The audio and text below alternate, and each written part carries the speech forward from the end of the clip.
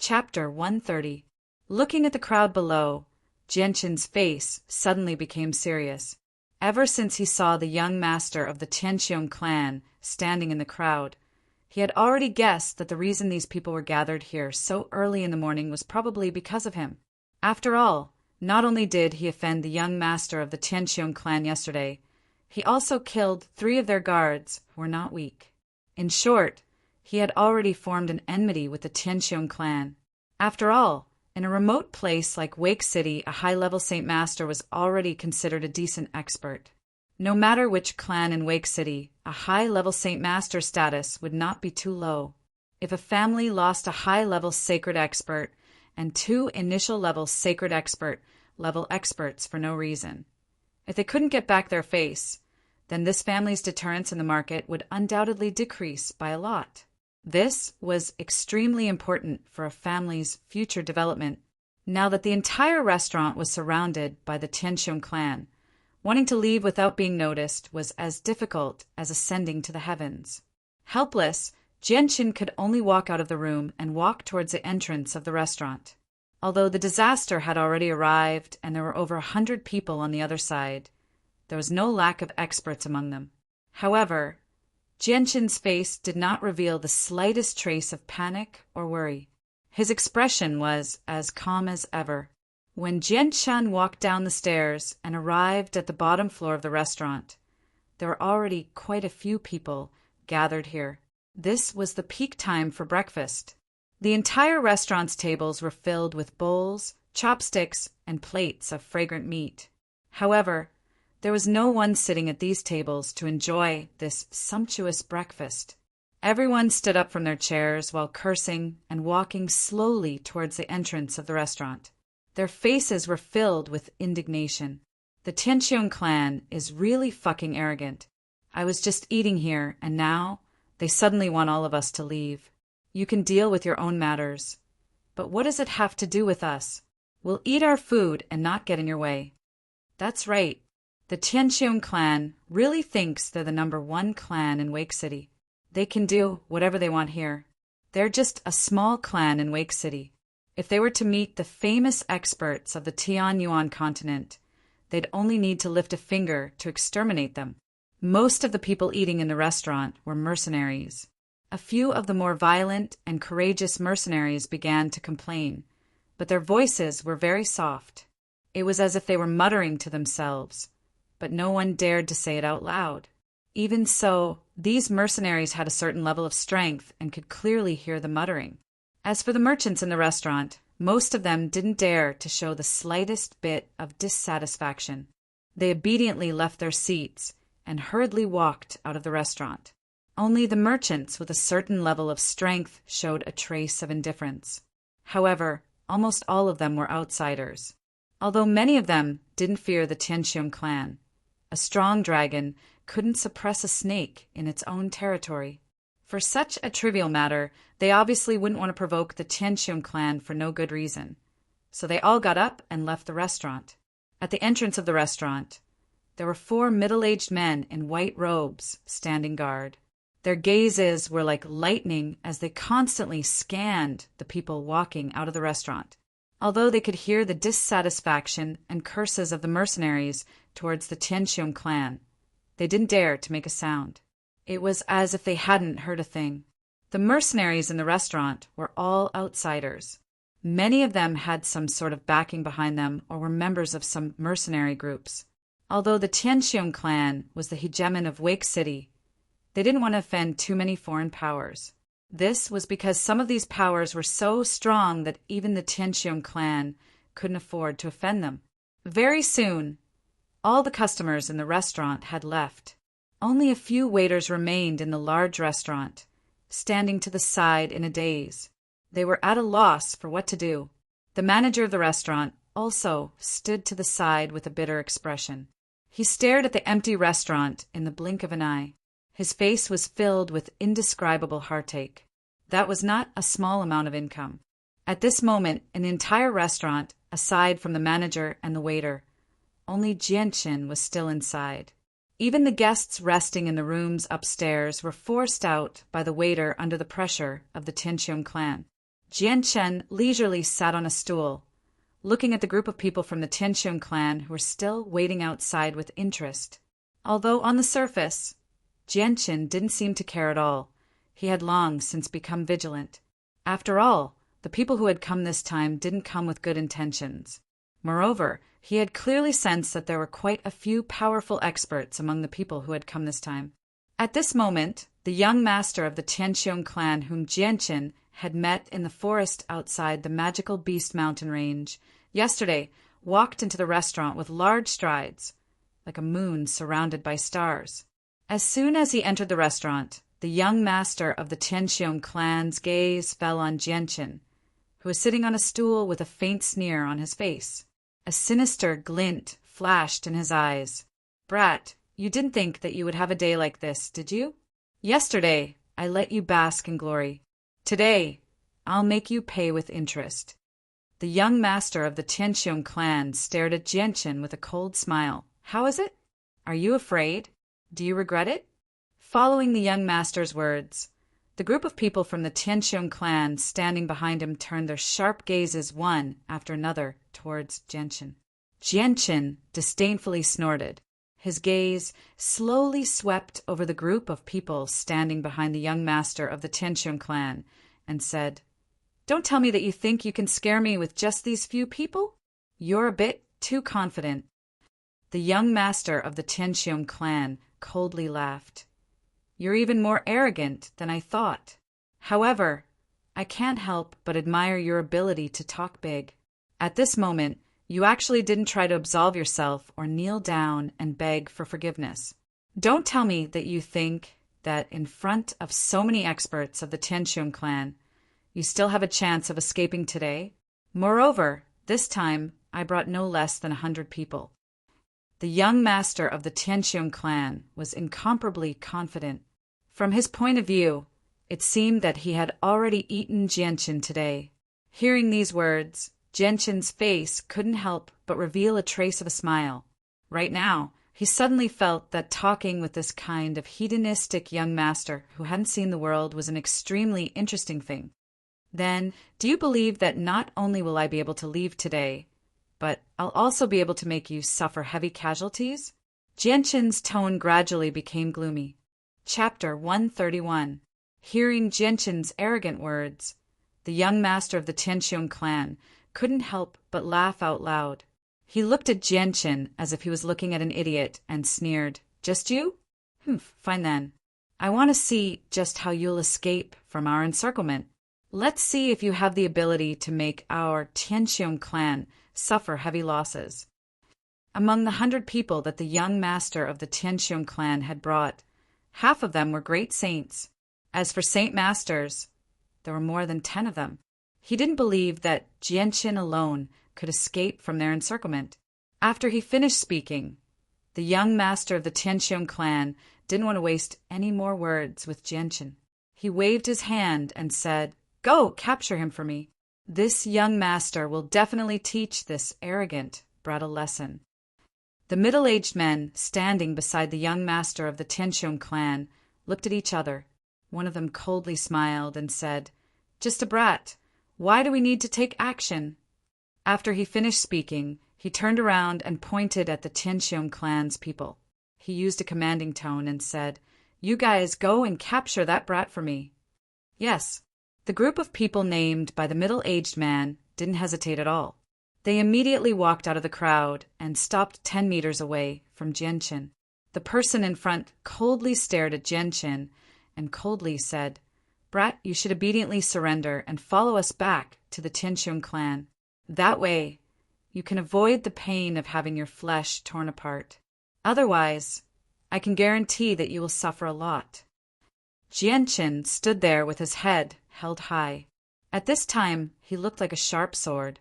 The silver light winged sword gradually appeared in his right hand. Holding the divine sword, Jianchen's entire aura suddenly changed. Seeing Jianchen's actions, the people from the Tianqiong clan understood his intentions. "Attack!" the person who spoke before coldly shouted. Following his voice, the people who came to capture Jianchen all took out their saint weapons and rushed towards Jianchen. Gentian's eyes revealed a trace of disdain. These people were only at the Saint Realm. In front of Gentian, who could even kill a Saint Master, this kind of strength was nothing. Just as these people were about to approach Gentian, the light wind sword in Gentian's hand suddenly turned into a blur as it stabbed out several times at an extremely fast speed. At the same time, the people who were rushing towards Gentian came to an abrupt stop. In front of their throats, a faint trace of blood gradually appeared. Finally, bright red blood spurted out from their throats like a fountain, dyeing their clothes red. Finally, all of them fell to the ground at the same time. The faces of the middle-aged men standing next to the young master of the Tianqiong clan all changed. They looked at each other and saw a trace of seriousness in each other's eyes. These people who were only at the Saint Realm were sent to investigate Gentian. They were completely used as cannon fodder, so their deaths weren't anything to be regretted. However, when they saw the method Gentian used to kill these people, their hearts sank. In that instant, even they could only see a blur of a sword. Gentian's sword was so fast that even with their eyesight, they could only barely see it clearly. Gentian's lightning-fast killing of the people from the Tianqiong clan immediately stunned everyone present. Although the restaurant was filled with people from the Tianqiong clan, it was so quiet that even a pin drop could be heard. The people from the Tianqiong clan all stared blankly at Gentian. They didn't think that at such a young age, Gentian would be able to face so many people from the Tianqiong clan. Not only was he incomparably calm, but he even dared to kill their people in front of so many people. This was truly shocking and unexpected. In the 10 years that the Tianqiong clan had ruled Wake City, they had clashed with many foreign mercenaries. However, this was the first time that someone as young as Gentian dared to fight with the Tianqiong clan alone. After hesitating for a moment, a middle-aged man wearing a white robe standing next to the young master of the Tianqiong clan said, "Sir, where do you come from? Who is your master? Why do you want to go against our Tianqiong clan?" Gentian was so young and already so strong. This caused many of the experts from the Tianqiong clan to guess who was behind Gentian. They were all worried that Gentian had some kind of power behind him that they couldn't afford to provoke. Otherwise, if they made a move against Gentian today, it would bring a lot of trouble to the Tianqiong clan. This was because the Tianqiong clan that had ruled Wake City for more than 10 years might even be destroyed because of this. This wasn't an outcome that they wanted to see. Although many of them were hired guards at a high price by the Tianqiong clan and weren't members of the Tianqiong clan, the Tianqiong clan had treated them well. Moreover, they had been with the Tianqiong clan for a long time and had developed feelings for the clan. Therefore, they didn't want to bring the Tianqiong clan to eternal damnation over such a small matter. Gentian coldly laughed. With the memories of his previous life, his experience wasn't any worse than those of the older generation. From the middle-aged man's words, he could already guess what the Tianqiong clan's people were afraid of. "I come and go alone. You don't need to care where I come from. As for who my master is, I'm sorry, but I still haven't had a master yet. Finally, it seems that your Tianqiong clan took the initiative to provoke me. When did it become me going against the Tianqiong clan?" Gentian coldly laughed. Hearing Gentian's words, the middle-aged men let out a sigh of relief. The one who had spoken before continued, "You should come back with us to the Tianqiong clan. Otherwise, when we start fighting, we won't hold back. If you lose an arm or a leg, that wouldn't be good." After seeing Gentian effortlessly kill several people, the middle-aged men didn't want to fight with Gentian. Although they were confident that they could take down Gentian, Gentian's lightning-fast sword made them feel quite afraid. If they were injured, then the gains wouldn't make up for the losses. Therefore, if they could bring Gentian back without expending any effort, they would be more than happy to do so. "In your dreams." Gentian coldly laughed. With a wave of his right hand, the light wind sword quickly danced in front of him. The tip of the sword was pointed at the group of people in front of him. The sharp sword chi pulsed from the tip of the sword as he shouted, "Less nonsense." If you want to fight, then hurry up. Genshin's provocation caused many of the Tianqiong clan's people to become angry. The young master of the Tianqiong clan was already impatient. He immediately waved his hand and shouted, "What are you all standing around for? Hurry up and capture him." Chapter 132. A strong killing intent flashed through Genshin's eyes. Without waiting for the Tianqiong clan members to charge forward, Genshin took the initiative to meet them head-on. With a flash of his sword, the light wind sword pierced out in all directions at a speed that was hard to follow with the naked eye. Facing Genshin's lightning-fast sword, the group of people who were clearly too weak had no way of resisting. When the sword light fell, the people at the front of the group immediately fell to the ground. In their throats and hearts, there were many small wounds, from which fresh red blood continuously flowed out. There were close to 100 people from the Tianqiong clan who had come this time. The deaths of these people didn't cause any fear in the hearts of the people behind them. The people behind them were still madly charging towards Genshin. Their dense and heavy footsteps made a heavy pang as they stepped on the wooden floor of the restaurant. A heavy pang! Pung! Sound! Seeing that the people behind him were still recklessly charging at him, Genshin's eyes flashed with a cold light. He lightly snorted, and the light wind sword in his hand became even faster. Every strike was aimed at either the throat or the heart. It could be said that each strike was fatal, without the slightest hint of mercy. Although Genshin already knew that the Tianqiong clan was a large clan in Wake City, he was not afraid of them. Moreover, he was currently single and had no one to worry about. So what was there to worry about? Genshin's somewhat thin and small figure nimbly shuttled through the crowd.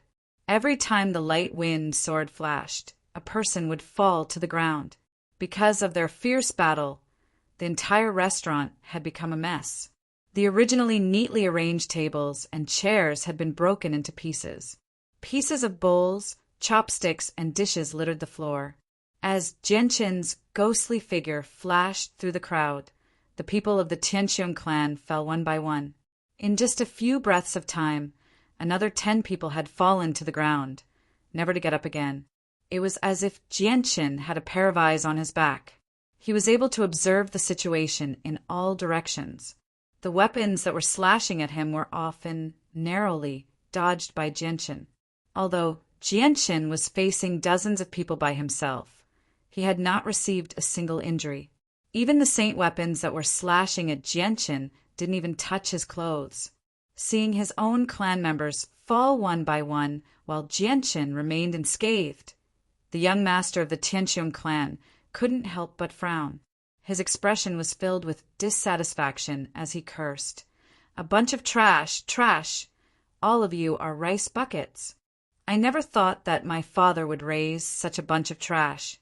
Dozens of people can't even catch a single person."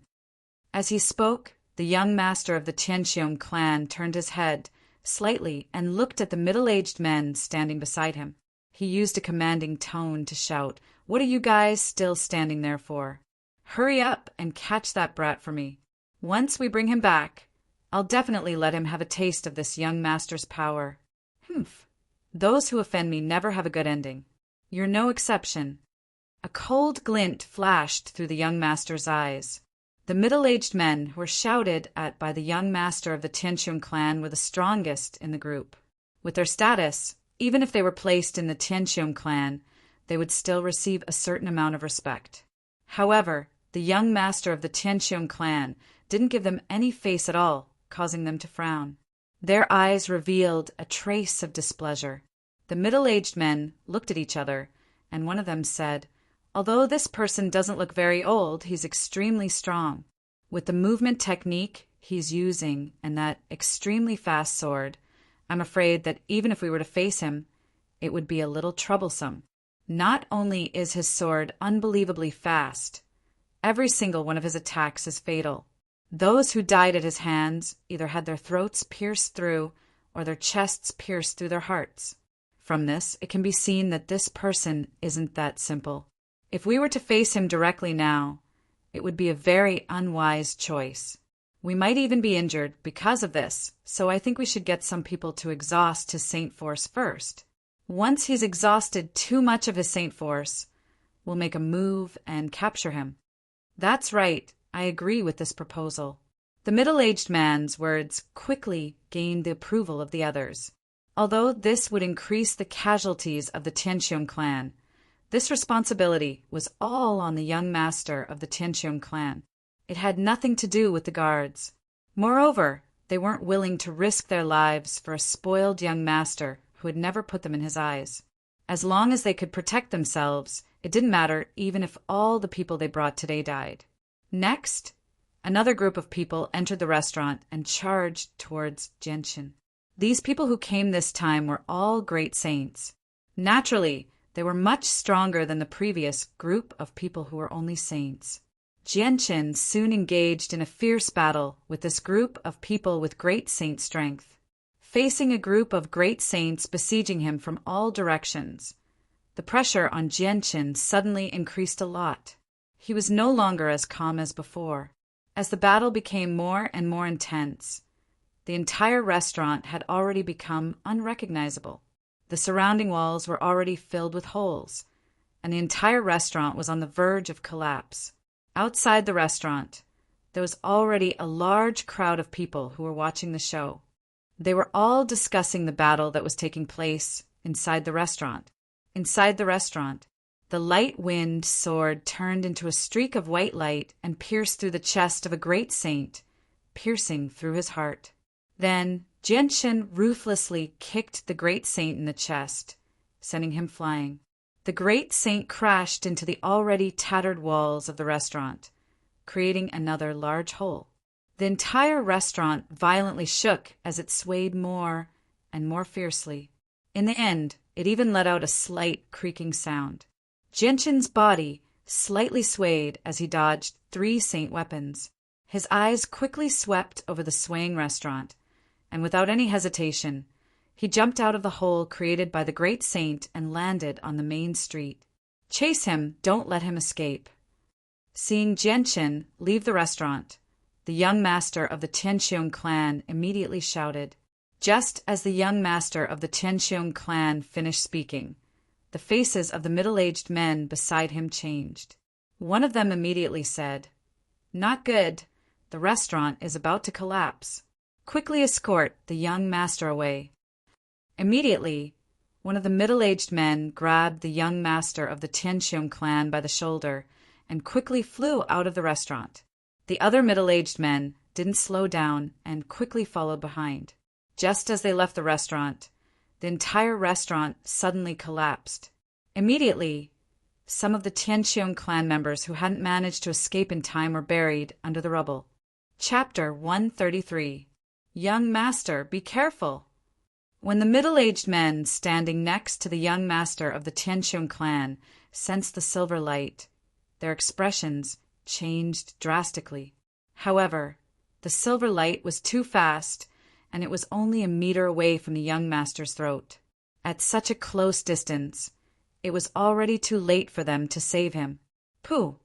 Facing the silver light that was as fast as lightning, the young master of the Tianqiong clan didn't even have time to react before his throat was pierced by the light-wind sword. The young master's eyes were wide open as he stared at the light-wind sword that had pierced his throat. His eyes were filled with disbelief and unwillingness. He never would have thought that provoking a small mercenary on his way to the magical Beast Mountain range would actually cost him his life. If he had known earlier, he wouldn't have dared to provoke Genshin. Unfortunately, there was no medicine for regret in this world. Right now, his fate was sealed and he would never be able to change the magical Beast Mountain range. Looking at the light-wind sword that had pierced the young master's throat, the middle-aged men beside him paled. They knew that this young master was the only son of the Tianqiong clan's current patriarch. He was the most favored son of the Tianqiong clan and was also the future successor of the Tianqiong clan. Now that the young master of the Tianqiong clan had been killed in front of them, they couldn't imagine how crazy the patriarch of the Tianqiong clan would become after hearing this news. They also couldn't imagine what kind of punishment the patriarch of the Tianqiong clan would receive. Thinking about the severity of the patriarch of the Tianqiong clan, the middle-aged men couldn't help but shiver. They all looked at Jianqin with eyes full of anger. If they couldn't bring Jianqin back today, they wouldn't be able to answer to their superiors. "Little brat, you actually killed the young master. Prepare to die." The middle-aged men didn't hesitate and immediately took out their saint weapons to attack Jianqin.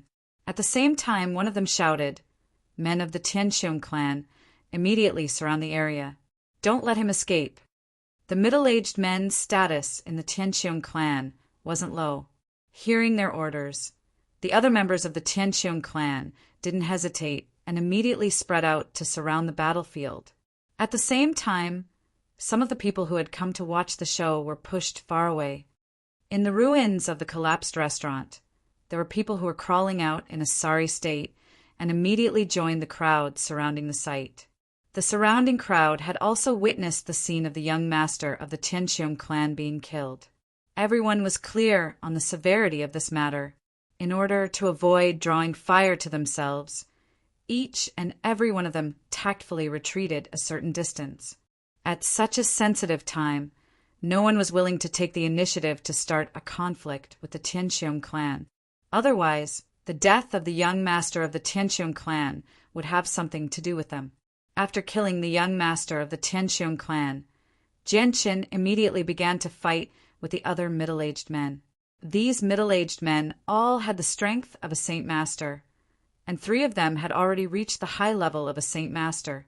Facing several saint masters, Jianqin felt the pressure increase by a lot, forcing him to use his full strength. Jianqin and the middle-aged men exchanged a few blows. Finally, Jianqin's endless barrage of attacks had forced one of his opponents to panic. Taking advantage of this opportunity, Jianqin stabbed out with his light wind sword, directly piercing through his opponent's heart. The sharp tip of the sword pierced right through the middle-aged man's heart. Just as Jianqin's light wind sword pierced through the middle-aged man's heart, a machete fiercely chopped at his left shoulder, leaving a deep wound that revealed bone. Fresh blood quickly dyed the clothes on his shoulder red. The pain from his shoulder caused Jianqin's face to pale. He immediately pulled out his light wind sword and stabbed towards the middle-aged man holding the machete. Seeing the light wind sword flying towards him, the middle-aged man with the machete had a very serious expression on his face. He immediately moved his machete in front of him to block the light wind sword as he quickly retreated. Ding! The light wind sword's sharp tip pierced the middle-aged man's machete, and the sword chi from the tip of the light wind sword left a clear mark on the smooth surface of the machete. The sharp sound of something breaking through the air suddenly rang out, and 5 different weapons simultaneously slashed towards Jianqin's vitals from different directions, sealing off all of Jianqin's escape routes. The powerful saint force from the weapons actually caused the surrounding air to slightly fluctuate. Jianqin's eyes flashed with a cold light, and the light wind sword surface became even more hazy. In an instant, it turned into a blur and stabbed out 5 times. Ding, ding, ding! Sounds rang out as the light wind sword collided with the 5 saint weapons. Although the light wind sword blocked the 5 saint weapons, Jianqin's face also became pale. His right hand that was holding the sword was also slightly trembling. This attack could be said to be the full power of the 5 saint weapons, so it wasn't easy to block. The saint force from the 5 saint weapons not only caused Jianqin's entire right arm to go numb, but it also caused his internal organs to be slightly shaken. Angry roars rang out once again as the Saint Masters didn't give Jianqin any time to breathe. They once again attacked Jianqin. The coordination between the Saint Masters was very ingenious. Even if there was an opening, Jianqin wouldn't be able to kill any of them without injuring himself. Jianqin's eyes revealed a trace of ruthlessness. This time, facing the 5 saint weapons, he didn't try to dodge. Instead, the light wind sword in his hand suddenly turned into a silver bolt of lightning as it pierced towards the nearest saint weapon. Pooh! The light wind sword didn't meet any resistance as it pierced deeply into the saint weapon's throat. At the same time, the 5 saint weapons were about to land on Genshin's body. The powerful saint force from the saint weapons caused Genshin's clothes to stick tightly to his body. In the time it took for a spark to fly off a piece of flint, Genshin slightly twisted his body and narrowly dodged 3 of the saint weapons. However, the other 2 saint weapons landed solidly on Genshin's back and waist. Genshin groaned as his originally pale face became even paler. He immediately pulled out the light wind sword from the Saint Master's throat and quickly glanced at the Saint Masters around him. He didn't want to continue fighting and quickly ran away. The Tianqiong clan's influence in Wake City wasn't weak. Genshin knew that the longer he stayed here, the worse his situation would become. With his current strength, he could only fight against Saint Masters. If the Tianqiong clan sent out a great Saint Master, then he would be in trouble. With his current strength, he couldn't fight against a great Saint Master. Chapter 134. Seeing that Genshin was trying to escape, one of the remaining Saint Masters immediately shouted, "Quickly stop him! Don't let him get away!" The Tianqiong clan's guards immediately rushed forward, each one of them fearlessly blocking Genshin's path. They brandished their saint weapons and slashed towards Genshin. Even though they knew that Genshin was very strong, these guards were still fearless. Genshin's eyes flashed with a cold light. His footsteps changed, and his body suddenly moved to the side, dodging the saint weapons in front of him. His right arm trembled as he attacked with all his strength. The light wind sword in his hand danced in all directions, causing the guards in front of him to fall to the ground one by one. How could these saint and great saint level guards stop Genshin's footsteps?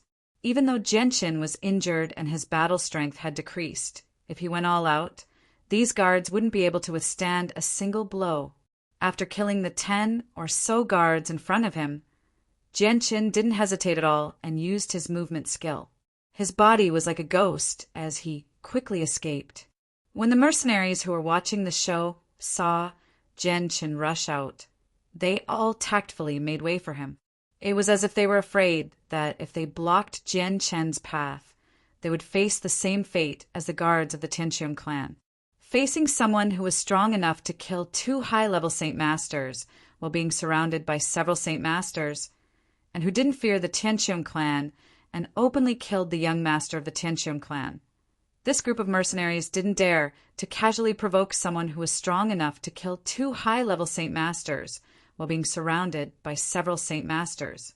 It was to the extent that many of the spectators had already begun to view Genshin as a great Saint Master. This kind of person could only be found in a few large mercenary groups of a certain size. Genshin's speed was extremely fast. In the blink of an eye, he had crossed over 30 meters and arrived in front of the surrounding mercenaries. At this time, because there wasn't enough time, the spectators didn't have enough time to open up a path to the outside. Just as Genshin was about to close in on the crowd, he suddenly stomped his feet on the ground and flew into the air. His legs were in a running position as he quickly flew over 10 meters before landing on the ground as light as a feather. Without slowing down, he continued to run forward. "Chase! Chase! Quickly chase! We can't let him escape. Quickly chase after him. He wants to escape the city. Immediately send people to guard the city and close the city gates." A few middle-aged men cried out anxiously from behind. Following that, the sound of something tearing through the air could be heard. A few middle-aged men who had reached the Saint Master level leapt out of the crowd and chased after Genshin. Their speed was extremely fast, disappearing from the street in the blink of an eye. Behind them, a group of Tianqiong clan guards with the strength of a great saint and a saint quickly chased after the middle-aged men who had already disappeared from the street. Roar! Not long after they left, the angry roar of a magical beast suddenly came from behind them. As soon as the roar fell, the entire street began to tremble slightly as if there was a slight earthquake. The mercenaries who were still watching the show quickly opened up a path for a magical beast the size of a cow to run in from behind. On the back of the magical beast was a tall and sturdy middle-aged man. The middle-aged man wore a white brocade robe with golden embroidery. From his appearance, he was close to 50 years old. His serious expression added a bit of dignity to his appearance. His pair of deep black eyes occasionally flashed with a cold light, causing some of the weaker mercenaries to not dare to look him in the eye. In a place as remote as Wake City, there were not many people who had the ability to ride magical beasts. However, one thing was certain, and that was that those who could ride magical beasts were either powerful experts or people from rich families. In the Tianyuan continent, only these two kinds of people had the ability to ride magical beasts as mounts. Behind the middle-aged man on the magical beast, there was a small group of about 50 people. They were standing in an orderly manner, and all of them had serious expressions on their faces. They looked like a well-trained army. Ever since the appearance of this middle-aged man riding on a magical beast, everyone's eyes were focused on him. The entire place fell into a strange silence, but soon after, a buzzing sound came from the mouths of the surrounding mercenaries. "Isn't that the current head of the Tianqiong clan, Tianqiong Lai? I didn't think that he would come so quickly." It's said that the Tianqiong clan is not only the #1 clan in Wake City, but the current head of the clan is also an extremely powerful expert. His strength has already reached the intermediate Great Saint Master realm, and he also has the Earth Attribute Saint Force that specializes in defense. In the entire Wake City, there are very few people who can match the current head of the Tianqiong clan, Tianqiong Lai. The young master of the Tianqiong clan is the son of Tianqiong Lai. After decades of hard work, Tianqiong Lai finally managed to give birth to him. From a young age, Tianqiong Lai treated him like a treasure. I wonder how crazy Tianqiong Lai will become when he finds out that his son has been killed. After all, he was the only heir of the Tianqiong clan. Tianqiong Lai, who was riding on the back of the magic beast, swept his sharp gaze over the bodies of the Tianqiong clan's guards one by one, and his eyes gradually filled with killing intent. However, when his eyes fell on a young man in a white robe lying on the ground, his face suddenly changed. Even his breathing stopped for a moment, and his face was filled with disbelief. "Kong-er!" Tianqiong Lai cried out in a low voice. His voice was trembling as he jumped off the back of the magical beast and landed in front of the young man. His eyes were wide open as he stared at the young man's pale face. His eyes were filled with disbelief. "Kong-er!" Tianqiong Lai let out a cry of agony. His hands trembled as they fell on the young man's shoulders. He could feel the cold sensation coming from his body. At that moment, Tianqiong Lai felt as if his heart had been broken. He was very experienced and could immediately tell that the young man in front of him was dead. "Kong-er! Kong-er!" Tianqiong Lai continued to cry out in grief. His voice sounded like he was sobbing. 2 clear lines of tears flowed from the middle-aged man's eyes. They slowly slid down his resolute face before falling to the ground and shattering into pieces. Tianqiong Kong was Tianqiong Lai's only son. Due to the fact that he had suffered from an internal injury when he was young, he had almost completely lost the ability to reproduce. This son of his was born after decades of hard work. From the moment he was born, Tianqiong Lai had treated Tianqiong Kong as the apple of his eye. Tianqiong Lai had doted on Tianqiong Kong ever since he was a child. It could be said that Tianqiong Lai cared for him a lot. But now, Tianqiong Lai's only son, Tianqiong Kong, had been killed.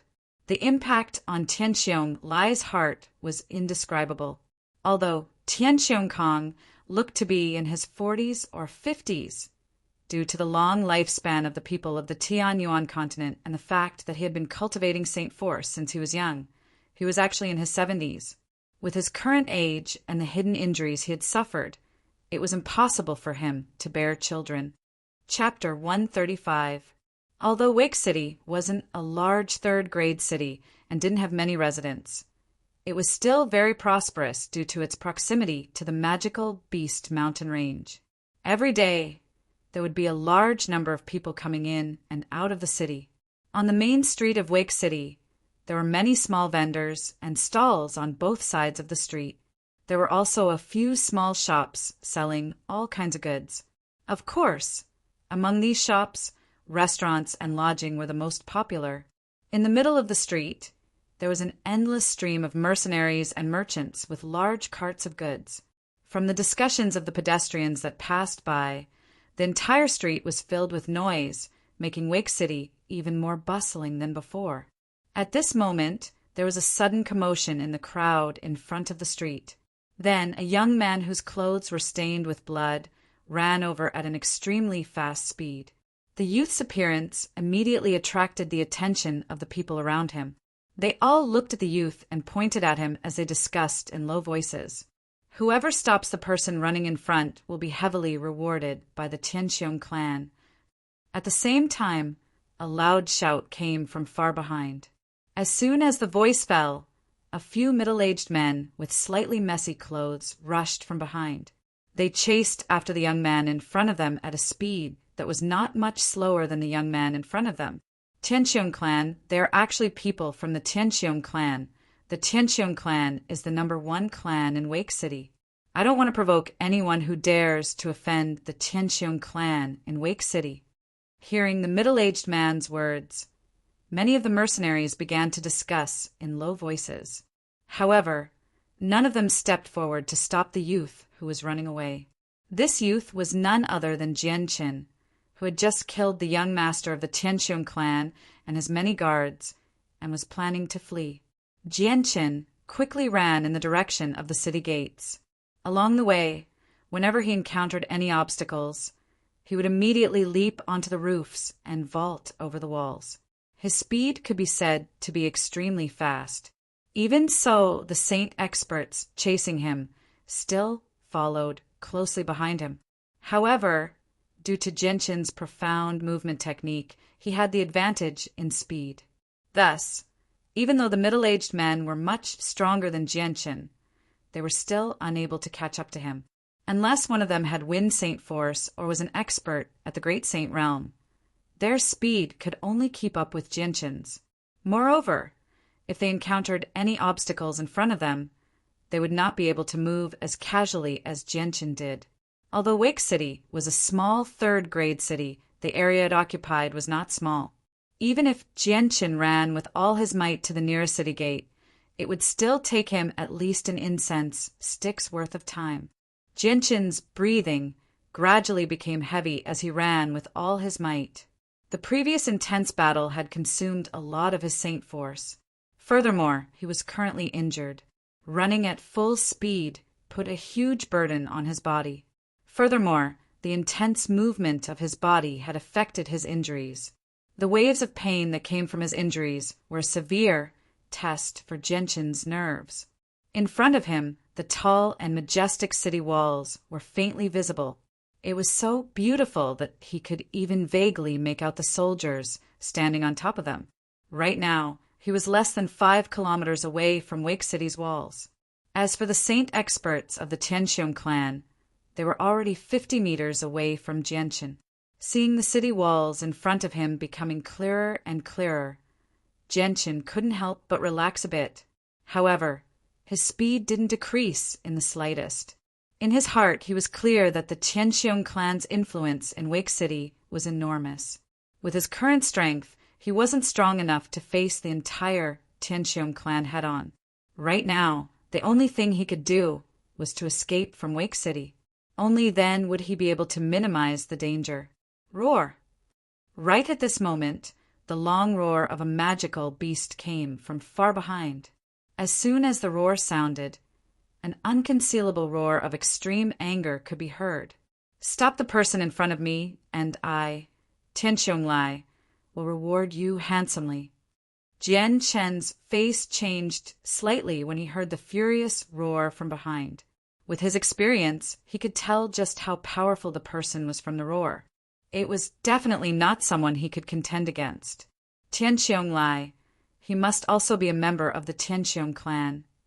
Jianqin secretly thought to himself. His running speed actually increased by a bit. When the mercenaries and merchants on the streets heard Tianqiong Lai's angry roar, their expressions froze. Tianqiong Lai, isn't he the current head of the Tianqiong clan in Wake City? Someone who dares to offend the Tianqiong clan in Wake City and is being personally chased by Tianqiong Lai can't be weak. Forget it. I've only just reached the Great Saint Realm, so it's best if I don't get involved. The Tianqiong clan is the #1 power in Wake City. If I can stop the person running away, I'm sure Tianqiong Lai will reward me handsomely. Who knows, he might even be able to befriend the Tianqiong clan. That would be a great fortune for me. Some of the mercenaries who are familiar with Wake City immediately recognized Tianqiong Lai's identity and began to whisper amongst themselves. Among them, there were many who were confident in their own strength and were already thinking about the benefits they could get from this battle. Tianqiong Lai's prestige and influence in Wake City wasn't low. As soon as he spoke, he immediately moved the hearts of many mercenaries. Seeing Jianqin quickly running towards them from afar, a few of them immediately took out their saint weapons and blocked Jianqin's path. With someone taking the lead, many more mercenaries also took out their saint weapons and joined the group, blocking Jianqin's path. These people clearly couldn't resist the temptation of Tianqiong Lai's generous reward. After all, the Tianqiong clan was the #1 clan in Wake City. Seeing the people blocking his path, Jianqin's expression immediately became serious. However, his speed was also extremely fast. In just 2 breaths of time, he had already closed in on them. Just as Jianqin closed in, a few of the mercenaries took the initiative to charge towards Jianqin with their saint weapons. Jianqin didn't want to be entangled with them. Instead, he fiercely stomped on the ground and leapt into the air, avoiding the people who were charging towards him. Then he used the tips of his feet to tap on the buildings on both sides of the street and fly over the heads of the people who were charging towards him. Where do you think you're going? Immediately, a few of the people who reacted quickly leapt high into the air. Their saint weapons were infused with saint force as they mercilessly slashed towards Jianqin. A dense killing intent flashed through Jianqin's eyes as he suddenly turned around. The silver-white light wind sword appeared in his right hand and transformed into a blur as it shot out like lightning. Ding, ding, ding, ding. Chapter 136. Jianqin's body was still in midair as he killed several of the mercenaries with lightning speed. This scene shocked many of the surrounding people. Some of the mercenaries who had originally planned to stop Jianqin gave up after seeing how strong Jianqin was despite being injured. Although the Tianqiong clan's current head, Tianqiong Lai, had said that the reward was tempting, but that reward required one to be alive to enjoy it. If one were to lose one's life, then no matter how great the reward was, they wouldn't be able to enjoy it. After dealing with the mercenaries who had tried to stop him, Jianqin didn't stop for even a moment. His body was still in midair as he used the tips of his toes to push against the buildings on both sides of the street. He was getting closer and closer to the city walls. After the previous scene, none of the mercenaries dared to block Jianqin's path. Therefore, Jianqin's path was very smooth. You can't escape, even if you run to the ends of the earth. I, Tianqiong Lai, swear that I will tear you to shreds. Tianqiong Lai's roar came from behind as the current head of the Tianqiong clan quickly chased after Jianqin on his magic beast. From his slightly hoarse voice, it wasn't hard to tell that Tianqiong Lai was determined to kill Jianqin. If Jianqin killed Tianqiong Kong, it would be the same as cutting off Tianqiong Lai's bloodline. After all, Tianqiong Lai was his only son. Once he lost this son, with Tianqiong Lai's current condition, he would no longer have the ability to reproduce. Jianqin ignored Tianqiong Lai's roar, filled with killing intent. He only focused on running towards the city walls. From the sound of the footsteps behind him, Jianqin understood that Tianqiong Lai's speed was much faster than his own. 5 kilometers for kilometers, 3 kilometers, Jianchen was getting closer and closer to the city walls. At this moment, he was only 2 kilometers away from the city walls. He could even see the wide open gates of Wake City. Behind him, Tianqiong was only a kilometer away from him, and he was still closing the gap. "Commander Haduo, please close the city gates and help me stop those who are running away. I, Tianqiong will be eternally grateful." Tianqiong voice, which seemed to be able to shake the heavens, rang out from behind him. Just as he finished speaking, the wide-open city gates of Wake City quickly closed. Seeing the city gate close, Jianchen's face immediately sank. His eyes quickly swept across the 30 to 40-meter tall city wall in front of him. He then took a deep breath and circulated all the Saint force in his body. His charging speed couldn't help but increase by 30%. At this moment, Jianchen had already used all the movement techniques he had learned in his previous life to the limit. Although his feet were in a running motion, the tips of his feet seemed to be floating on the ground. Every 10 to 20 meters, the tips of his feet would lightly touch the ground. Very quickly, Jianchen arrived in front of the city walls. Because the gates were closed, a large group of people quickly gathered in front of the city gates. Among them, there were many rude mercenaries who were cursing. Jianchen's body did not show any signs of stopping, following which his feet fiercely stomped on the ground and his body flew towards the 30 to 40-meter tall city walls. Using the momentum of his charge, his feet constantly tapped on the walls as he quickly climbed up. Jianchen's actions attracted the attention of many people in front of the city gates. Immediately, there was a lot of discussion. Jianchen only used 2 breaths of time to smoothly climb up the 30 to 40-meter tall city walls. His feet once again tapped on the battlements of the city walls, and he jumped over the head of a soldier on the city walls. He directly shot out of the city, and in the end, he actually jumped down from the 30 to 40-meter tall city walls. Everything went very smoothly. Jianchen didn't encounter any obstructions on his way over the city walls. Even the soldiers on the city walls watched him fly over the city walls without making a move to stop him. Just as Jianchen jumped over the city walls, Tianqiong, who was chasing closely behind, also arrived at the city walls.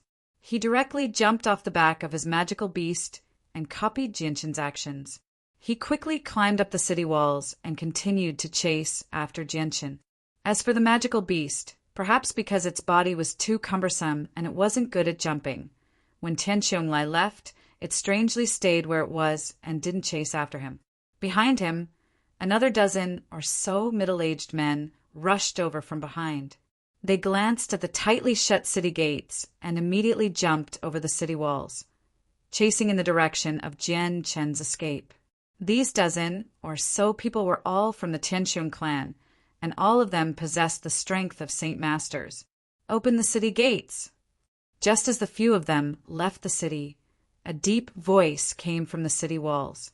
Following that, the tightly closed city gates slowly opened with a series of creaking sounds. On top of the city walls stood 2 middle-aged men. One of them was wearing a white robe and the other was wearing a black armor.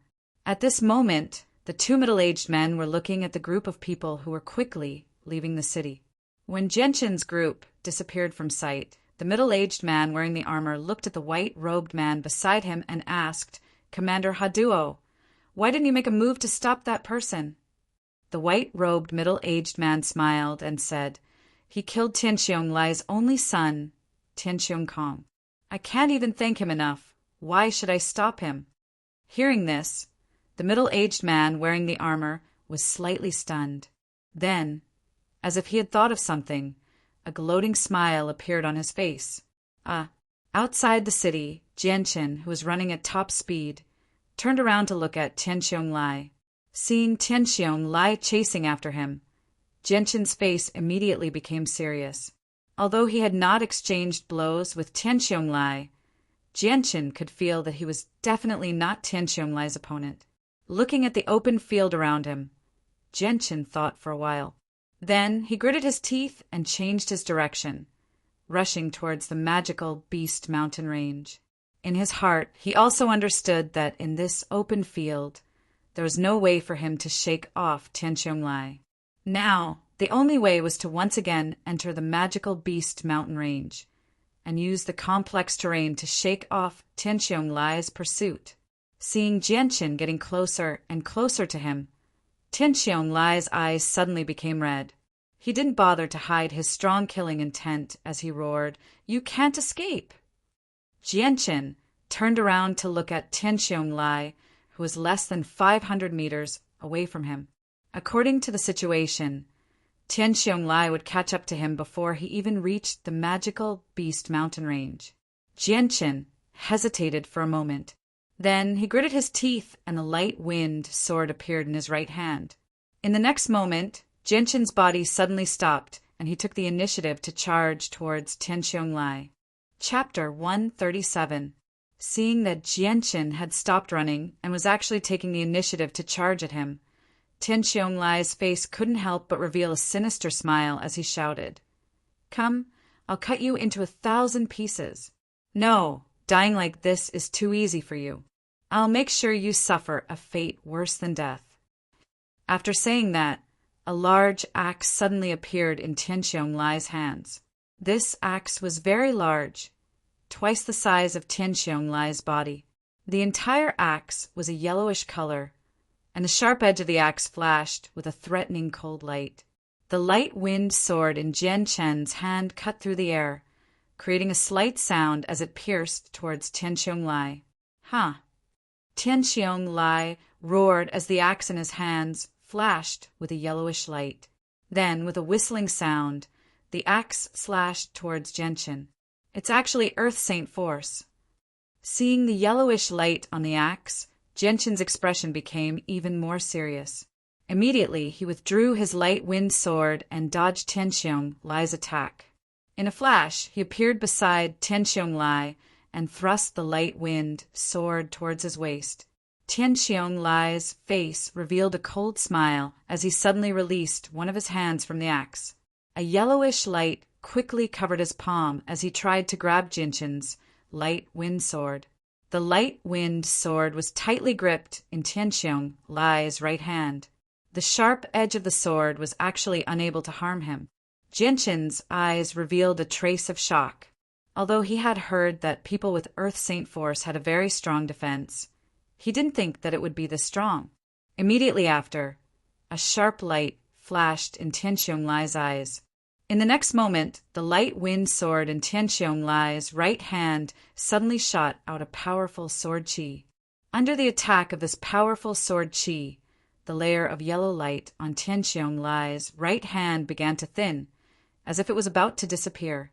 Tianqiong quickly released his right hand from the light wind sword. As soon as his hand left the light wind sword, the yellowish light on his hand also disappeared.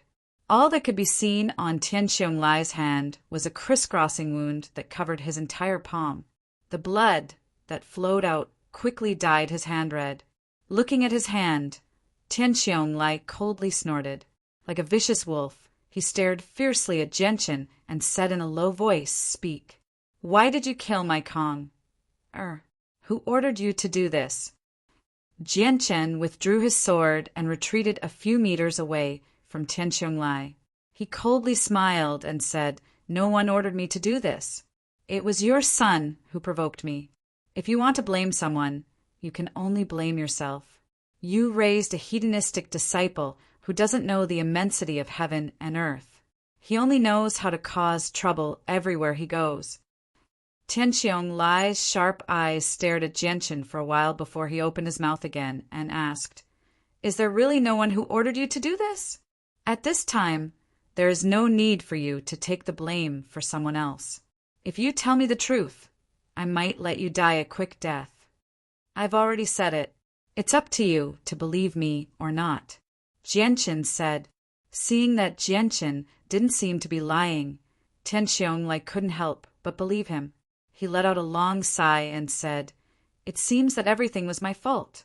I was too lenient with Kong. Kong! I was killed because of me." Tianxiong Lai's voice was filled with regret and deep sorrow. At this time, in the distance, more than 10 people were running towards them. Seeing the 10 people behind Tianxiong Lai, Jianqin's expression changed. Just one Tianxiong Lai was already not something he could deal with. If there were more than 10 Saint Masters, then he was afraid that he would really be in trouble today. Jianqin's right foot fiercely stomped on the ground, causing a large amount of soil to fly up. Jianqin put away his light wind sword and gathered all of his Saint Qi into his palms. He then pushed forward, causing the soil in front of him to turn into powder and fly towards Tianxiong Lai, submerging him within it. Taking advantage of this opportunity, Jianqin didn't hesitate and immediately rushed towards the magical Beast Mountain Range.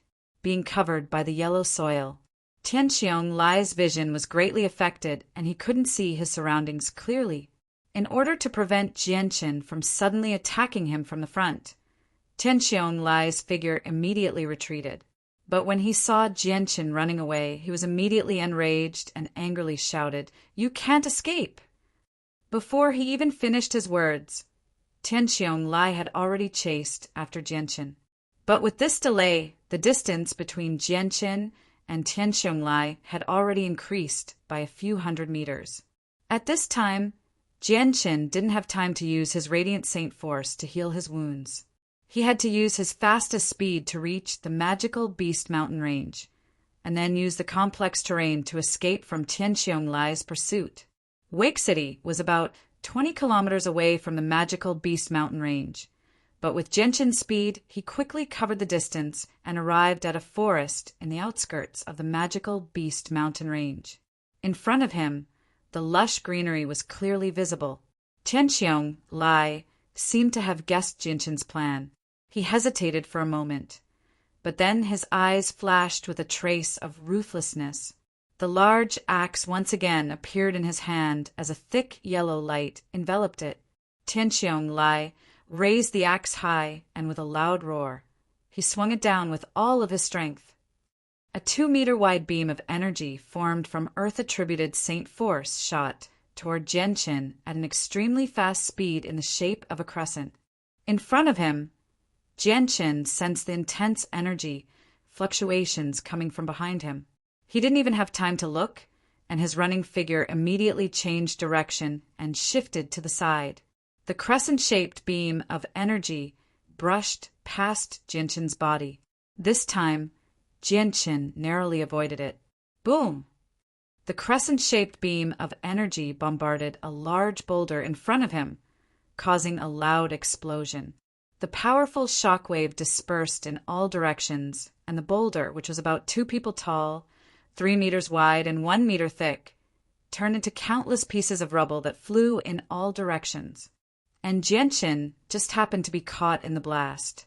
Jianqin miserably dodged the flying rubble, but he was still hit by the flying rubble. Some of the sharp rubble even pierced his flesh. After this unforeseen event, Jianqin's speed was hindered to a certain extent. Chapter 138. In a flash, the light wind sword appeared in Jianqin's hand. In the next moment, an intense and sharp sword qi was emitted from the light wind sword. Immediately after, the light wind sword left Jianqin's hand and transformed into a ray of silver light. With incredible speed, it flew towards the giant axe. Ding! The light wind sword and the giant axe collided above Jianqin's head, creating a crisp sound. After the collision, both the sword qi that was emitted by the light wind sword and the yellow light surrounding the giant axe dimmed.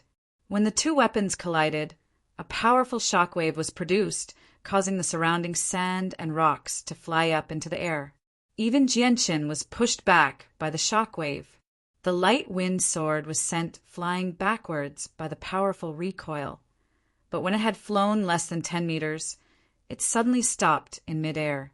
Immediately after, the powerful and sharp sword qi once again surged out from the light wind sword. So, at this moment, the light wind sword seemed to have transformed into an immortal sword with a mind of its own. Without anyone controlling it, it once again shot towards Tianxiong Lai. Just as the light wind sword was about to pierce Tianqiong Lai's throat, Tianqiong Lai twisted his neck and dodged the attack by a hair's breadth. Even so, the light wind sword's sharp tip still managed to leave a shallow cut on his neck. Jianqin sighed in his heart. Such a good opportunity, but Tianqiong Lai managed to dodge it. However, he wasn't the least bit disheartened. He continued to control the light wind sword and continued to attack Tianqiong Lai. Looking at the light wind sword that was flying in the air by itself, Tianqiong Lai's eyes were filled with shock and disbelief. What's going on? How can a saint weapon fly in the air by itself when no one is controlling it? How can it fly at such an unbelievable speed? Tianqiong Lai cried out in his heart. He couldn't understand what was happening in front of him. This was beyond his understanding. At this time, under Jianqin's control, the light wind sword once again shot towards Tianqiong Lai. Tianqiong Lai gave a loud shout as a thick yellow light appeared around his body. The earth attribute, Saint Qi, condensed around his body and formed a layer of armor around him. Tianqiong Lai raised his axe and swung it towards the incoming light wind sword. Jianqin willed the light wind sword to dodge Tianqiong Lai's attack and circle around him. The difference in strength between Jianqin and Tianqiong Lai was just too great. Even if he used the imperial sword technique to amplify his attack by many times, he still couldn't fight Tianqiong Lai head-on. Tianqiong Lai's axe, which was infused with saint force, smashed into the ground. Boom! With a loud boom, a 1-meter-deep crater was formed in the soft soil on the ground. The light wind sword spun around in the air and adjusted its direction before shooting towards Tianqiong Lai again. Before Tianqiong Lai could even turn around, the tip of the light wind sword had already pierced through his body. The light wind sword's sharp and powerful sword Qi clashed with Tianqiong Lai's earth-attributed Saint Qi for a while before the light wind sword was able to pierce a hole in it and pierce through Tianqiong Lai's body. Just as the light wind sword was about to pierce through Tianqiong Lai's body, it was blocked by the Saint Qi within his body. Slowly, the light wind sword was forced out of Tianqiong Lai's body. Jianqin's eyebrows wrinkled. Tianqiong Lai was much more difficult to deal with than he had imagined. Even with such a good opportunity, he still wasn't able to kill Tianqiong Lai. It seemed that with his current strength, even if he used the imperial sword technique, he would only be able to delay Tianqiong Lai for a while. If he was lucky, he might be able to injure him when he wasn't paying attention. But to kill Tianqiong Lai would be as difficult as ascending to the heavens. Furthermore, using the imperial sword technique was very taxing on his soul. He definitely wouldn't be able to maintain it for long. After thinking for a while, Jianqin made a decision. With a thought, the light wind sword turned into a silver light and disappeared back into his hand. Jianqin didn't hesitate and immediately rushed towards the magical Beast Mountain range.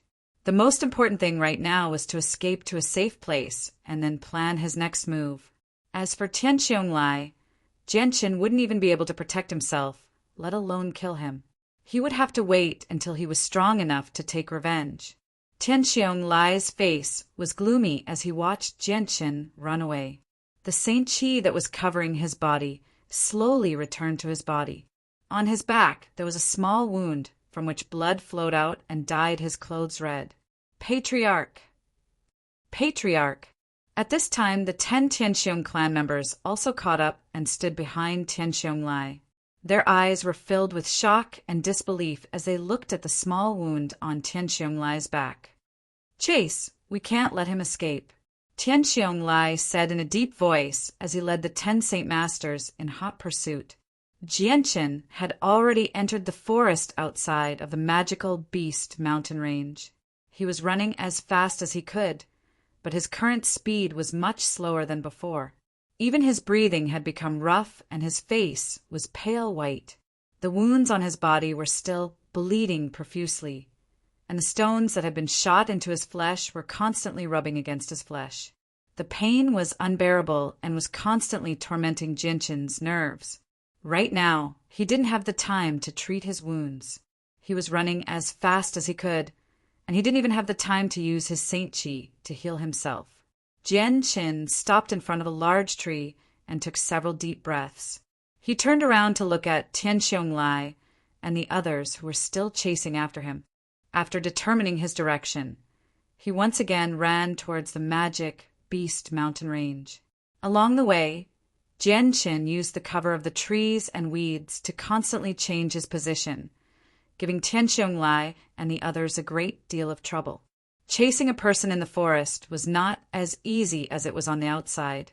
In this dense forest where weeds were everywhere, the slightest carelessness could lead to the loss of a person. Unknowingly, this chase had lasted for half a day. It was already noon, and the thick clouds in the sky had covered the scorching sun completely, making the whole world appear gray and gloomy. Tianqiong and the others followed Jianqin's trail all the way to the outskirts of the magical beast mountain range. Finally, they lost sight of Jianqin. Tianqiong's fierce gaze swept over the surrounding lush weeds. His face was terrifyingly gloomy.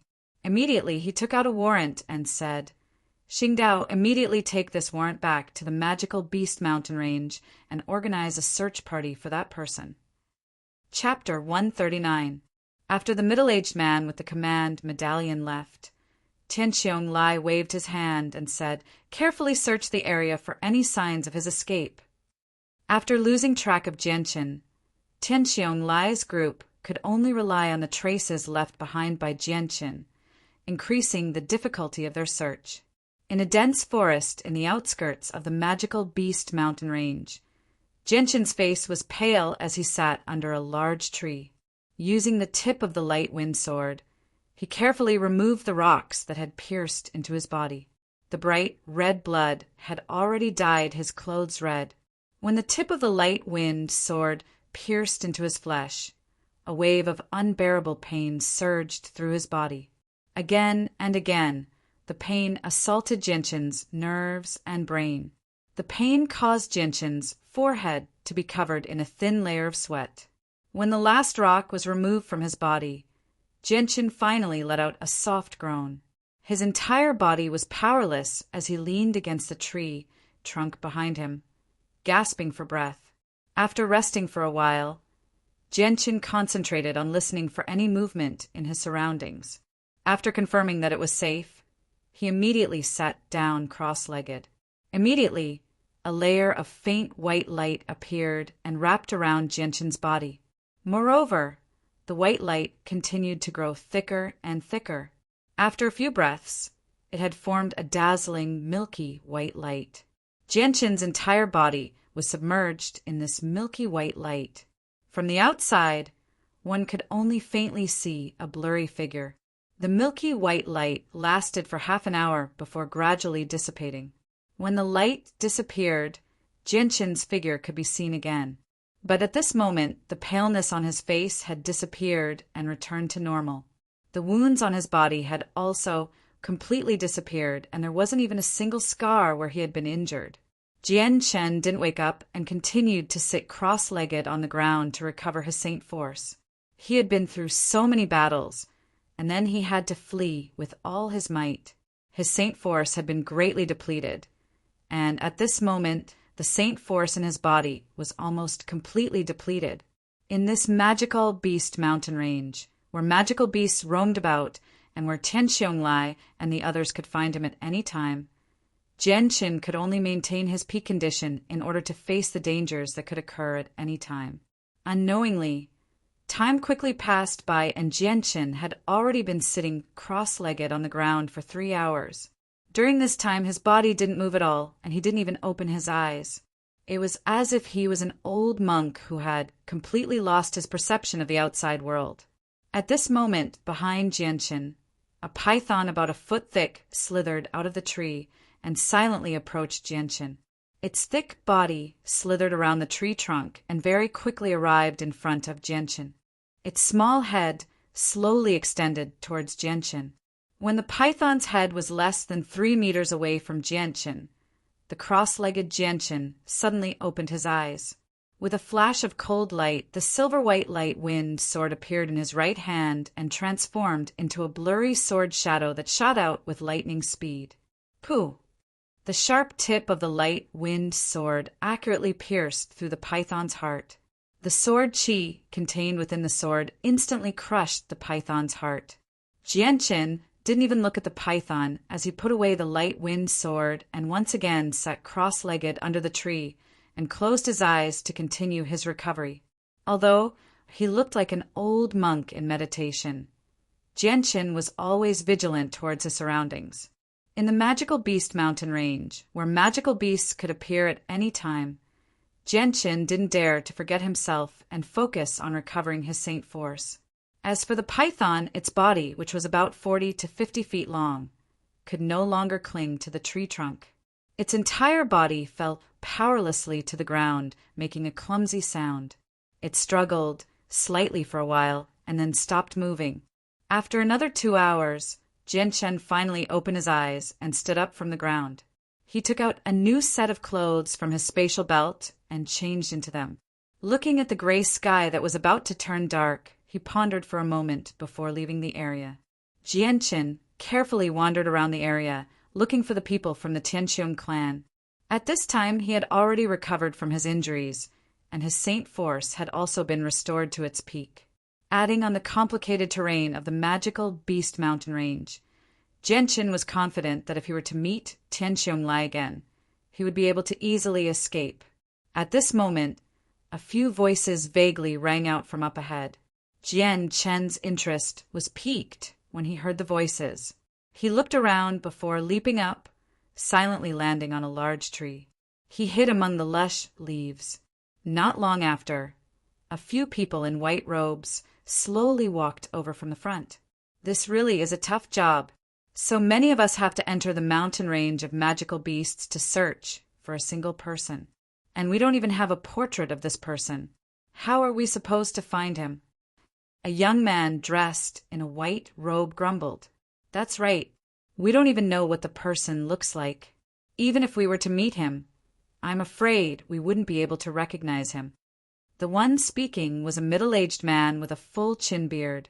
Hey, brothers, do you know why the family head wants us to find this person? A person asked doubtfully. It said that the young master, Tianqiong Kong, was killed by this person. Tianqiong Kong is our family head's only son. Now that his only son is dead, how can the family head not be angry? Of course, this time, the family head is determined to catch this murderer. I heard that he has already sent 300 people into the Magical Beast Mountain Range. Moreover, among these 300 people, even the weakest has the strength of a great saint. As for saint masters, there are more than 30 of them. The family has already sent so many people into the Magical Beast Mountain Range. Do you think they will be able to catch this murderer? After all, the Magical Beast Mountain Range is extremely large.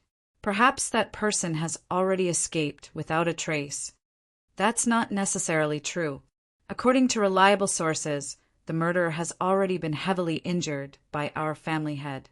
In this area where magical beasts roam, he won't be able to escape far. The few people chatted leisurely as they slowly walked over. Looking at their leisurely appearance, it was as if they were taking a stroll. It was as if they didn't take their mission seriously.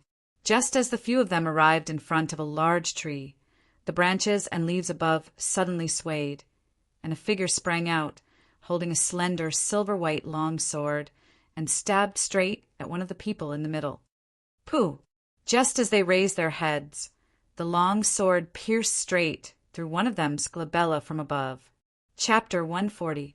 At this time, the rest of the Tianqiong clan members also reacted and immediately took out their saint weapons to attack the attacker. The person wielding the long sword nimbly flipped in the air, dodging the attacks of several people, and gracefully landed on the ground. Following which, the long sword in his hand turned into a sky full of sword shadows, enveloping all of the people from the Tianqiong clan. When the sword images dissipated, the Tianqiong clan members fell to the ground one after another.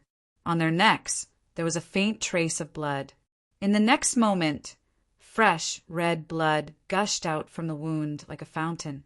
Jianqin sheathed his sword and calmly glanced at the members of the Tianqiong clan on the ground. In a low voice, he muttered, "You guys gave me some pretty good news. Over 30 Saint Masters and over 200 great saints.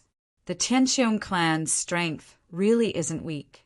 They actually sent so many people to the magical Beast Mountain Range to capture me. No wonder they are the #1 clan in Wake City." Pausing, Jianqin went silent for a moment. Then, a cold smile gradually appeared on his face. He whispered, "Since you won't let me go, then don't blame me for being ruthless. I'll play with you a bit." In the blink of an eye, several days had passed. During these days, Jianqin had been moving around the area, specifically dealing with the Tianqiong clan members. Although Jianqin wasn't the type to take revenge for the smallest grievance, he wasn't the type to not retaliate. After being bullied to this extent by the Tianqiong clan, if Jianqin still didn't do something, then he wouldn't be called Jianqin. In the past few days, the number of Tianqiong clan members that had died at the hands of Jianqin had reached over 200. Among them were 10 Saint Masters, and the rest were great saints. Such heavy losses were difficult for the Tianqiong clan to bear. It was as if their foundation had been damaged. Although Tianqiong Lai was well aware of this, he didn't take any measures to remedy the situation. Instead, he constantly sent people from his clan into the magical Beast Mountain Range to search for traces of Jianqin. He seemed to have made up his mind to avenge his son, regardless of the price he had to pay. These days, the entire Wake City was in an uproar because of the matter with the Tianqiong clan.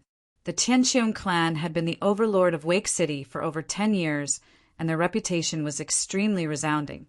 Almost all of the mercenaries and merchants in Wake City knew of the Tianqiong clan's name. The death of the young master of the Tianqiong clan, Tianqiong Kong, and the fact that Tianqiong Lai had led a group of experts into the Devil Beast Mountain Range to hunt down the killer had caused a sensation in Wake City. This matter had become the topic of discussion among the mercenaries and merchants. At the same time, who was so bold as to dare kill the young master of the Tianqiong clan? This was also the hot topic of discussion. But regarding the mysterious killer, everyone knew that he was a very young man. Nothing else was known about him. As for the various clans in Wake City, they were constantly monitoring the situation of the Tianqiong clan. When they found out that the Tianqiong clan had lost a large number of people in the Devil Beast Mountain Range, they began to secretly make preparations to take over the Tianqiong clan's market share. The business that the Tianqiong clan controlled in Wake City was extremely large, and many other clans had long since become jealous of them. However, because of the Tianqiong clan's strength, they didn't dare to act rashly. But now that the Tianqiong clan had gone through some unforeseen events and was no longer as strong as before, how could the other clans let go of such a good opportunity? In the Devil Beast Mountain Range, a group of people sat together with frowns on their faces. There were a total of 20 people, and all of them were middle-aged men in their 40s. "Patriarch, if this continues, the situation won't be good. That brat is extremely treacherous, and he clearly has a lot of experience in the forest, far surpassing us. Using the terrain advantage, he has already shaken us off several times. Furthermore, that brat is also extremely strong. When small groups encounter him, they are unable to resist at all, and they are all annihilated. He can even deal with several Saint Masters at the same time. Right now, we have already lost more than half of our people in the Devil Beast Mountain Range. If this continues, the number of people who will be able to leave this place alive can be counted on one hand." A middle-aged man frowned as he spoke, his voice carrying a trace of worry. "That's right, Patriarch. That brat is truly too cunning. When we gather together, he uses sneak attacks and then retreats. He simply doesn't want to meet us head-on. When we scatter, he kills us one by one. Furthermore, he is as agile as a monkey in the forest. We simply can't catch up to him. What do we do now? Among our group, I'm afraid that only you, Patriarch, can pose a threat to that brat. Another middle-aged man spoke, his voice filled with helplessness. "Patriarch, the current situation is very unfavorable for us. Why don't we retreat for now, and then we can think of a plan?" The one who spoke was a skinny man. "Patriarch, if we lose too many people in the Devil Beast Mountain Range, then it will be very detrimental to our development in Wake City. We can't continue like this." Tianxiong Lai tightly clenched his fists, his face filled with hesitation. It was clear that he was having an intense struggle in his heart. After hesitating for a long time, Tianxiong Lai finally gritted his teeth and unwillingly gave the order. "Order everyone to retreat." "Yes, Patriarch." Hearing the order to retreat, the 20 or so middle-aged men finally let out a happy smile. Everyone let out a sigh of relief. In the past few days of fighting with Jianchen, many of them had almost lost their lives. Fortunately, Tianxiong Lai had arrived in time to save them. Among them, there were already some who had developed feelings of fear towards Jianchen. Next, each of them took out a firecracker and lit the fuse with a torch. With an ear-piercing whistle, the firecracker flew high into the air before exploding with a deafening boom. It transformed into a large wave of bright red flames that quickly spread out in all directions. Somewhere in the mountain range of magical beasts, several youths around the age of 30 were sitting around a bonfire, roasting a large piece of meat torn from a magical beast. I don't know when the young master's murder will be caught. Our Tianxiong clan has lost quite a few people to him these past few days. I heard that there were more than 10 Saint Masters. Even a Saint Master can be easily killed, let alone us who only have the strength of a great saint. I really don't know when we became that person's target. I hope we don't meet him. Otherwise, I'm afraid we won't be able to return alive." Several youths sat in front of the fire and talked with each other. Their expressions were full of worry. At this moment, a loud sound came from the sky. Hearing the sound, they all looked up at the same time. When they saw the blooming fireworks in the distance through the gaps in the dense foliage, their faces revealed a trace of pleasant surprise. "That's the signal for our clan to retreat." Immediately, one of them couldn't help but exclaim, "We can finally leave this place. What are you guys waiting for? Hurry up and leave. Don't tell me you guys want to stay here and be killed by the murderer at any time. Yes. Hurry up and leave. I don't want to stay here a moment longer." Then, several people didn't have time to eat and immediately left. Not long after they left, a figure walked out of the forest not far away. That person was wearing animal skin, and his face was like a little cat. It was impossible to see what he looked like. Chapter 141. Following this, the Tianxiong clan gave up on their search for Jianchen and began to withdraw from the Devil Beast Mountain Range. Everyone was rushing towards the place where the fireworks were blooming. However, Jianchen didn't plan on letting the Tianxiong clan go. Although he couldn't do anything to Tianxiong Lai for the time being, he wouldn't let any of these great saints or saint masters off. Although he would occasionally encounter mercenaries in the Devil Beast Mountain Range, the Tianxiong clan's people were all dressed in white. Moreover, they all had the Patriarch's insignia on their chests, so Jianchen wasn't worried about killing the wrong people. From time to time, sounds of fighting and screams could be heard from the Devil Beast Mountain Range. Many of the Tianxiong clan's people who were retreating from the Devil Beast Mountain Range had been ambushed by Jianchen. Jianchen relied on his rich experience of surviving in the Devil Beast Mountain Range for several months. In this complex terrain, he was like a ghost appearing and disappearing. His sneak attacks made it impossible for the Tianxiong clan to guard against, although there were several times where Jianchen's shadow was discovered by experienced people. In the end, he still relied on his superior battle strength to kill them one by one. Even if Jianchen was surrounded by the experts of the Tianxiong clan, he would still be able to use his advantage to quickly escape. Then, with a few flashes, he would disappear into the forest, causing the group of people from the Tianxiong clan to feel extremely pained. There was simply no one who could catch up to him. Even Tianqiong Lai, who had the strength of an intermediate great Saint Master, couldn't do anything to Jian Chen in this forest. After half a day, the Tianqiong clan's people finally gathered together. Looking at the group of less than 100 people, Tianqiong Lai's face was gloomy to the point of being frightening. From start to finish, he had mobilized a total of 500 people to enter the Devil Beast mountain range. He didn't expect that in just a few days, he would lose over 400 people. For the Tianqiong clan, this was an extremely disastrous loss. A dense killing intent flashed in Tianqiong Lai's eyes. At this moment, the desire to kill Jianchen in his heart was unprecedentedly strong. Not only did Jianchen kill his only son, but he also brought such a disastrous loss to the Tianqiong clan. Now, Tianqiong Lai wanted nothing more than to eat Jianchen's flesh and drink Jianchen's blood.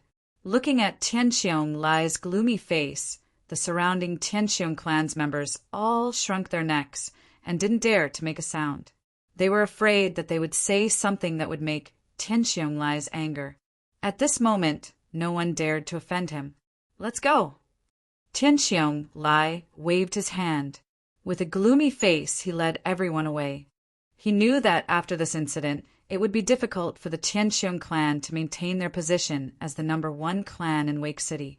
The remaining members of the Tianqiong clan majestically shuttled through the dense forest.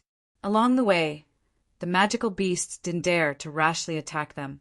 However, in this group of people, if they weren't dispirited, their faces were dispirited and their morale was extremely low. Behind them, a figure wearing animal skin was closely following them. This figure was extremely nimble in the forest. When his body moved quickly, it didn't cause too much of a disturbance in the surrounding weeds. Although this figure was at most 50 meters away from the Tianqiong clan's group, when the Tianqiong clan's large group hurried through the forest, the sound of their bodies rubbing against the weeds was extremely loud. It completely covered up the small sound behind them, so no one discovered that someone was following them closely. The figure carefully and cautiously followed behind them, using the surrounding weeds as cover. He quickly approached the Tianqiong clan's group. Very quickly, without anyone noticing, he arrived within 20 meters of the Tianqiong clan's group. At that moment, a cold, gleaming long sword suddenly appeared in that person's hand. Immediately after, he no longer hid his tracks. His body turned into a blur as he quickly charged towards the people at the very back of the Tianqiong clan's group. The short, 20 meters of distance was crossed in an instant. The long sword flashed with a threatening cold light as it pierced through the air towards the Tianqiong clan's group. With a few flashes of the sword, the long sword had already pierced through the throats of 5 people at an unbelievable speed. However, the figure didn't stop there. The slender silver long sword in his hand turned into an afterimage as he once again stabbed towards the Tianqiong clan's group.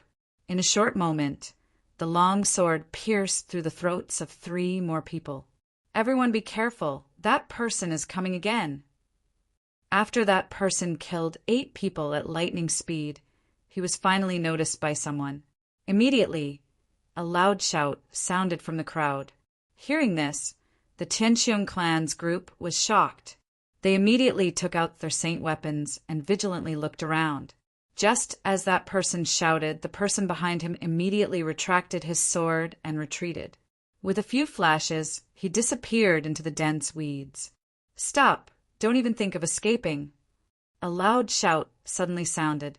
Immediately after, Tianqiong Lai leaped into the air with his axe in hand and chased after the person who disappeared. Behind him, the 20 Saint Masters followed one after another. Seeing Tianqiong Lai chase after so many people, the rest of the Tianqiong clan's group let out a sigh of relief. Their tense expressions relaxed quite a bit.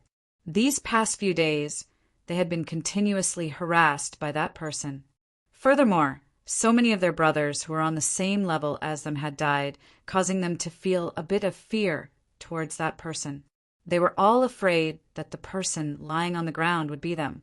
However, just as they let out a sigh of relief, The weeds beside them split open again. A silver longsword turned into a blur and stabbed towards them with lightning speed. Pooh! Pooh! Immediately, two people who were close to the sword were pierced through their throats and fell to the ground. The sudden movement alarmed many people. When they saw the situation in front of them, their faces changed greatly. They immediately shouted, "Everyone be careful, he's here!" Just as this person's voice fell, a person wearing beast skin rushed out from the dense weeds. The long sword in his hand danced rapidly, forming a series of afterimages that attacked the people nearby. The Tianqiong clan's people also raised their saint weapons and attacked. They planned to use their advantage in numbers to delay the sneak attacker. At the same time, a group of people began to scatter in all directions, forming an encirclement to surround the attacker. The man in animal skin who was trapped in the middle did not show the slightest panic on his face.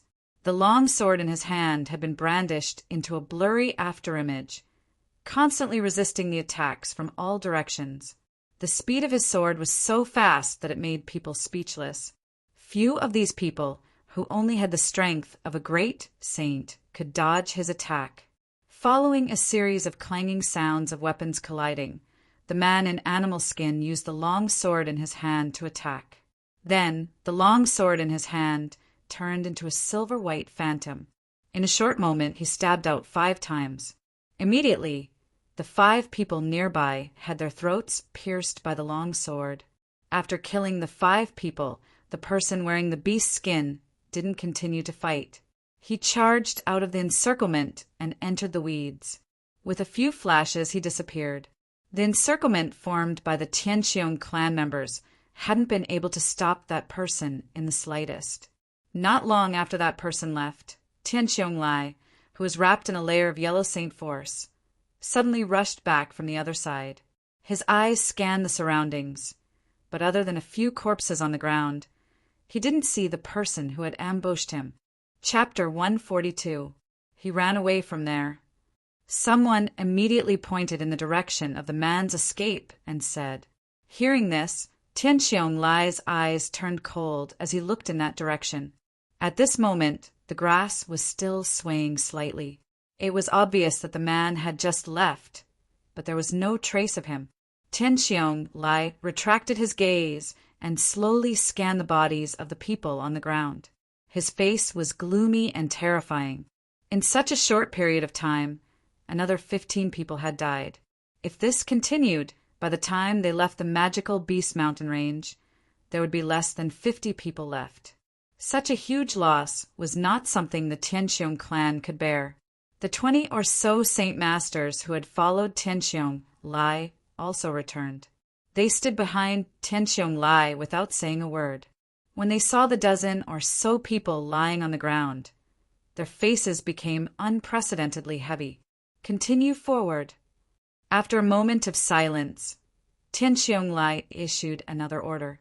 The experience of the past few days had made it clear in his heart that in this complex terrain of the magical Beast Mountain range, he was unable to deal with the youth who had killed his son, Tianqiong Kong. If he continued to stay here, he was afraid that he would end up being completely annihilated. Now, change the formation. Saint Masters will form groups of 5 and spread out in all directions. The rest of the great saints will gather in the center. Maintain this formation and continue forward. Tianqiong Lai said in a low voice, being forced to such a state by a young man who was weaker than him.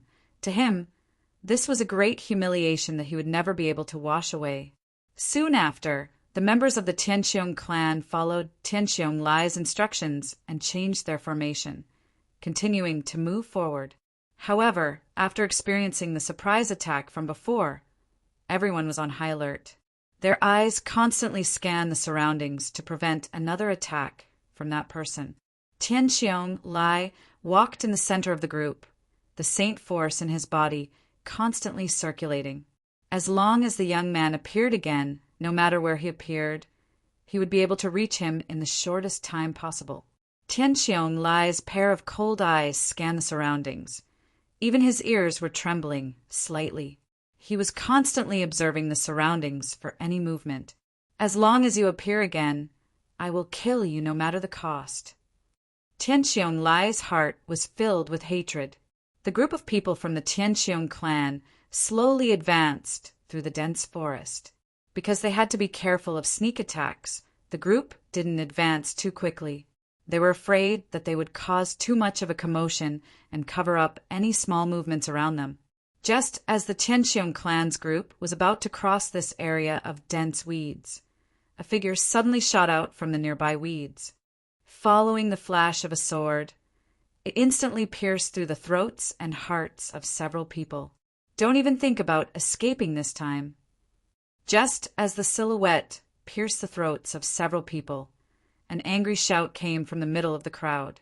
Immediately after, Tianqiong Lai descended from the sky with a huge axe in his hand. The huge axe was filled with Saint Qi of the Earth attribute, and it was aimed at the silhouette. At the same time, a few Saint Master level experts in the surroundings also jumped over from the sky, each of them holding a saint weapon and chopping towards that person. That person did not come into contact with the crowd. He withdrew his sword and immediately disappeared into the weeds beside him. "You all stay here, I'll go after him," Tianqiong Lai ordered. In a flash, he entered the weeds and chased in the direction that the person had escaped in. This patch of weeds was as tall as a person, and it was very wide. The person wearing the beast skin was nimbly shuttling through the weeds. His speed was very fast, and he specifically chose the direction where the weeds were sparser. He tried his best to maintain a high speed in order to make as little noise as possible. His body was as light as a feather, without the slightest bit of weight. While he was running, his feet didn't touch the ground, and he was only using the roots of the weeds for support. "This time you won't be able to escape. If I don't kill you today, I won't be able to vent the hatred in my heart." Tianqiong Lai was in hot pursuit. He had already pushed his speed to the limit. His feet were already wrapped in a layer of yellow light, faintly connecting with the earth. His speed was actually not much slower than the person running in front of him. The person wearing the beast skin was constantly changing directions. Tianqiong Lai, who was behind him, could not clearly see the person's figure in the weeds. So every once in a while he would jump high into the air to check his position so that he wouldn't lose him again. At this time, a gust of wind blew by, causing the weeds to sway and make a walla walla sound. Tianqiong Lai's face slightly changed, and he immediately jumped high into the air. He stopped in the air for a moment to observe his surroundings. His face suddenly sank because he had lost track of that person again. This damn wind didn't come earlier or later. Why did it have to come at this time? I actually let him escape again. Tianqiong Lai landed on the ground again, and his face was full of resentment. He couldn't help but curse. Then he didn't give up and jumped high into the air again, trying to find the person's trace. But at this time the wind was still blowing, causing the weeds to sway. It was simply impossible to find the person's trace. "I will definitely not let you go. If you are a man, then leave your name." Tianqiong Lai was furious. He roared towards the sky, the sound waves rolling, spreading far and wide. Not long after, a hearty laugh came from afar. "Ha ha ha! I am Jianqin, Tianqiong clan. In the future, I will definitely pay you a visit. Today, I will part ways. I hope the clan head won't miss me." "Jianqin, good. Good. Good. I, Tianqiong Lai, swear that no matter where you run to, I will find you. You cannot escape." Tianqiong Lai gnashed his teeth and roared.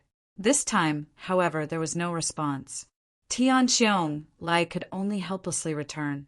He then led the group of people from the Tianqiong clan out of the magical Beast Mountain range. Very quickly they left the lush weeds. Perhaps because they had lost the cover of the terrain, the Tianqiong clan didn't encounter any more sneak attacks. After returning to Wake City, Tianqiong Lai immediately posted a high bounty at the Mercenary Union. The bounty was 10,000 purple crystal coins for the capture of a person called Jianqin. At the same time, he also announced Jianqin's characteristics. This time, the entire Wake City was in an uproar. Since the establishment of Wake City, 10,000 purple crystal coins was the first time such a high bounty had been seen. Even in the Tianyuan continent, such a high bounty was extremely rare. The Mercenary Union directly raised the rank of this mission to a rank and treated it as a special mission. There were no restrictions on the level of mercenaries who could accept this mission. Furthermore, this mission was also issued to the surrounding kingdoms, including the Blue Wind Kingdom. At this moment, Jianqin still didn't know that he was once again wanted by the Mercenary Union. He was still washing his body in a river in the magical Beast Mountain Range. Chapter 143. Suddenly, Jianqin, who was washing his body in the river, let out a soft sound of surprise as he stared blankly at his own body. After the layer of sweat accumulated on his body was cleaned, Jianqin was surprised to find that his skin had turned dark red, completely different from his normal skin color. What's going on? Why is my body so red? Jianqin was slightly startled and immediately frowned. However, as if he had thought of something, his expression relaxed, and he couldn't help but reveal a faint smile. With a somewhat excited tone, he muttered to himself, according to the records in the books, this kind of situation is a phenomenon where the silver-striped golden snake's poison resistance factor has completely fused with the blood in my body. I didn't think that this step would actually take a month. After that, the blood that has fused with the silver-striped golden snake's poison resistance factor will continuously transform my body. Every part of my body will have an extremely strong poison resistance ability. Only then will I be considered to have a complete 10,000 poisons impenetrable body. Once I complete the 10,000 poisons impenetrable body, the regenerated blood in my body will naturally have an extremely strong poison resistance factor. I won't have to worry about losing too much blood and losing the ability to resist poison. Jianqin carefully sensed his own body and found that other than the dark red color of his skin, he didn't feel anything different. Everything was the same as before.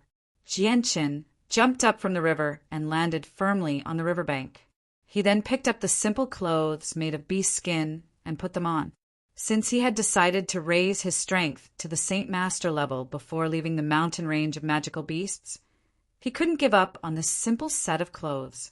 Due to the lack of time, he didn't have many new sets of clothes with him when he returned to Wake City. In the mountain range of magical beasts, he didn't want to waste the few sets of clothes he had in his spatial belt. This was because in this complex forest, there were thorns everywhere. Adding on the fact that he would be injured in battle with magical beasts, the wear and tear of his clothes would be extremely fast.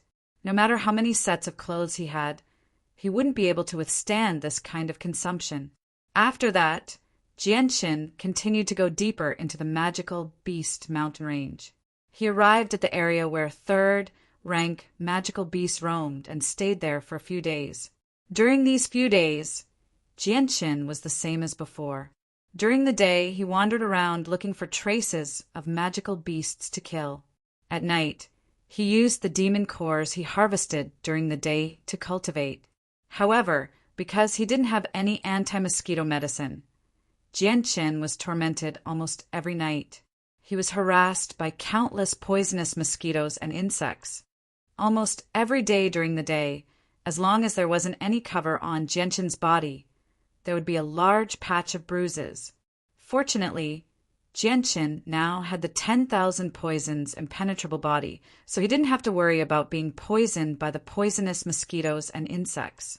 Moreover, because he could control the holy light force, those bruises that remained on his body would immediately dissipate as long as they were healed by the holy light force. After these few days of cultivation, Jianqin's strength had already reached the level of a high-level great saint. In addition, he fought with third-rank magical beasts every day, so his already exquisite swordsmanship was tempered once again. His swordsmanship was even more exquisite than before. Moreover, as his strength increased, the toughness of Jianqin's body was also slowly increasing.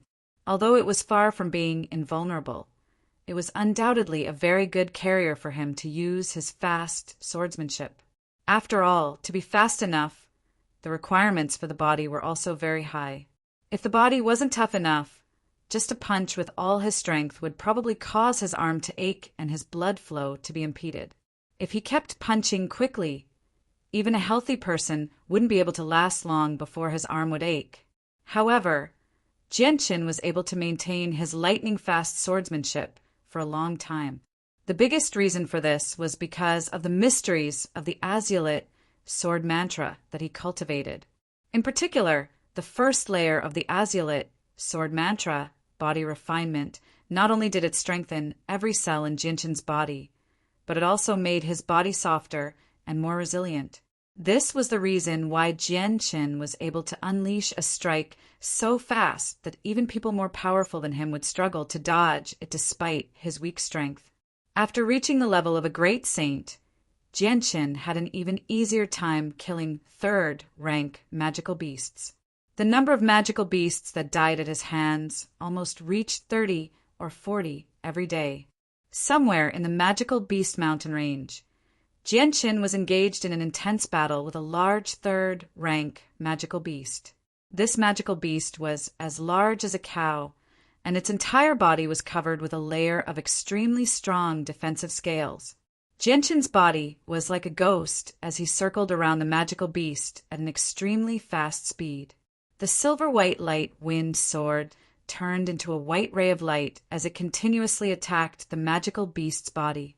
The magical beast's scales were extremely strong, and Jianqin's light wind sword was unable to pierce through them. Adding on the fact that the magical beast's body was too large, even if the light wind sword managed to pierce through its body, as long as it didn't injure any of its vitals, it wouldn't be able to heavily injure it. After fighting with the magical beast for a while, Jianqin finally found an opportunity. With a lightning-fast strike, he pierced through the scales around the magical beast's throat and plunged the sharp tip of his sword into its throat. But to Jianqin's surprise, the magical beast actually didn't die after its throat was pierced.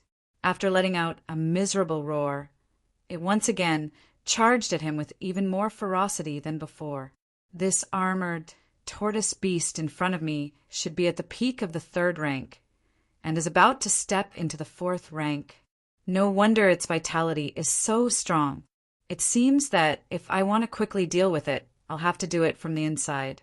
Otherwise, unless I cut off its entire head, it would be very difficult to kill it. Jianqin thought to himself, not only was the magical beast in front of him extremely strong, but its vitality was also extremely strong. Jianqin's light wind sword pierced through its throat, but it didn't immediately die. Instead, it seemed to have angered the magical beast. While Jianqin was fighting with the armored tortoise beast, a group of people dressed as mercenaries suddenly appeared from the side. There were about 20 of them, and all of their faces were covered in dust. Apart from being able to roughly guess their ages, it was impossible to see their facial features.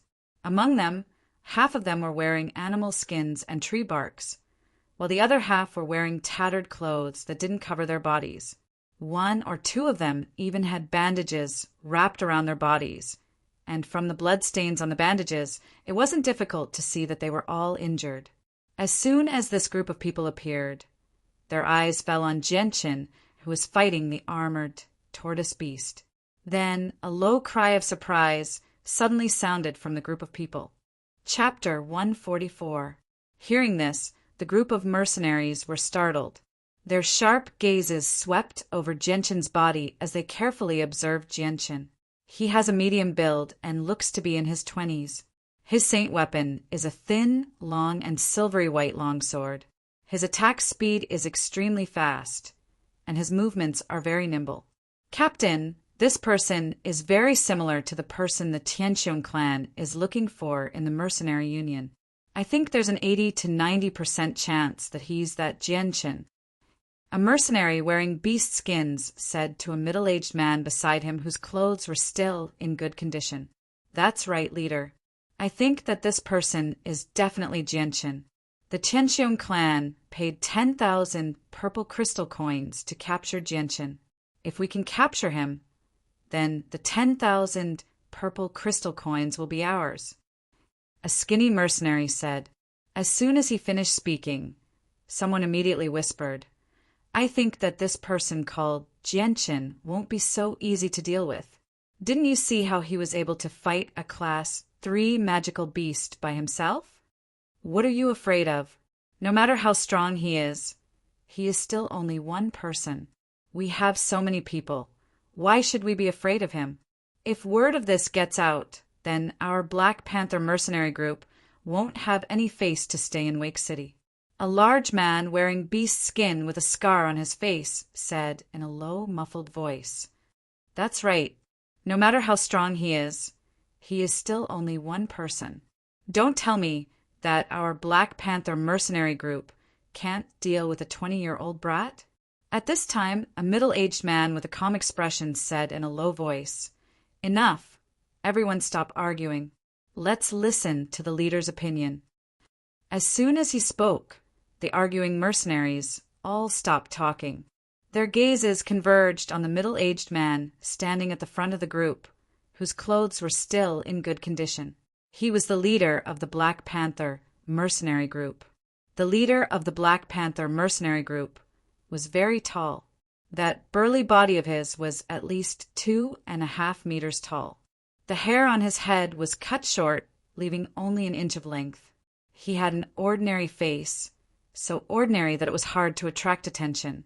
That black warrior suit that tightly wrapped around his body was tight, and there were many small cracks on it that were cut by the thistles and thorns in the forest. The leader of the Black Panther mercenary group stared closely at Jianchen, who was fighting with the armored tortoise beast.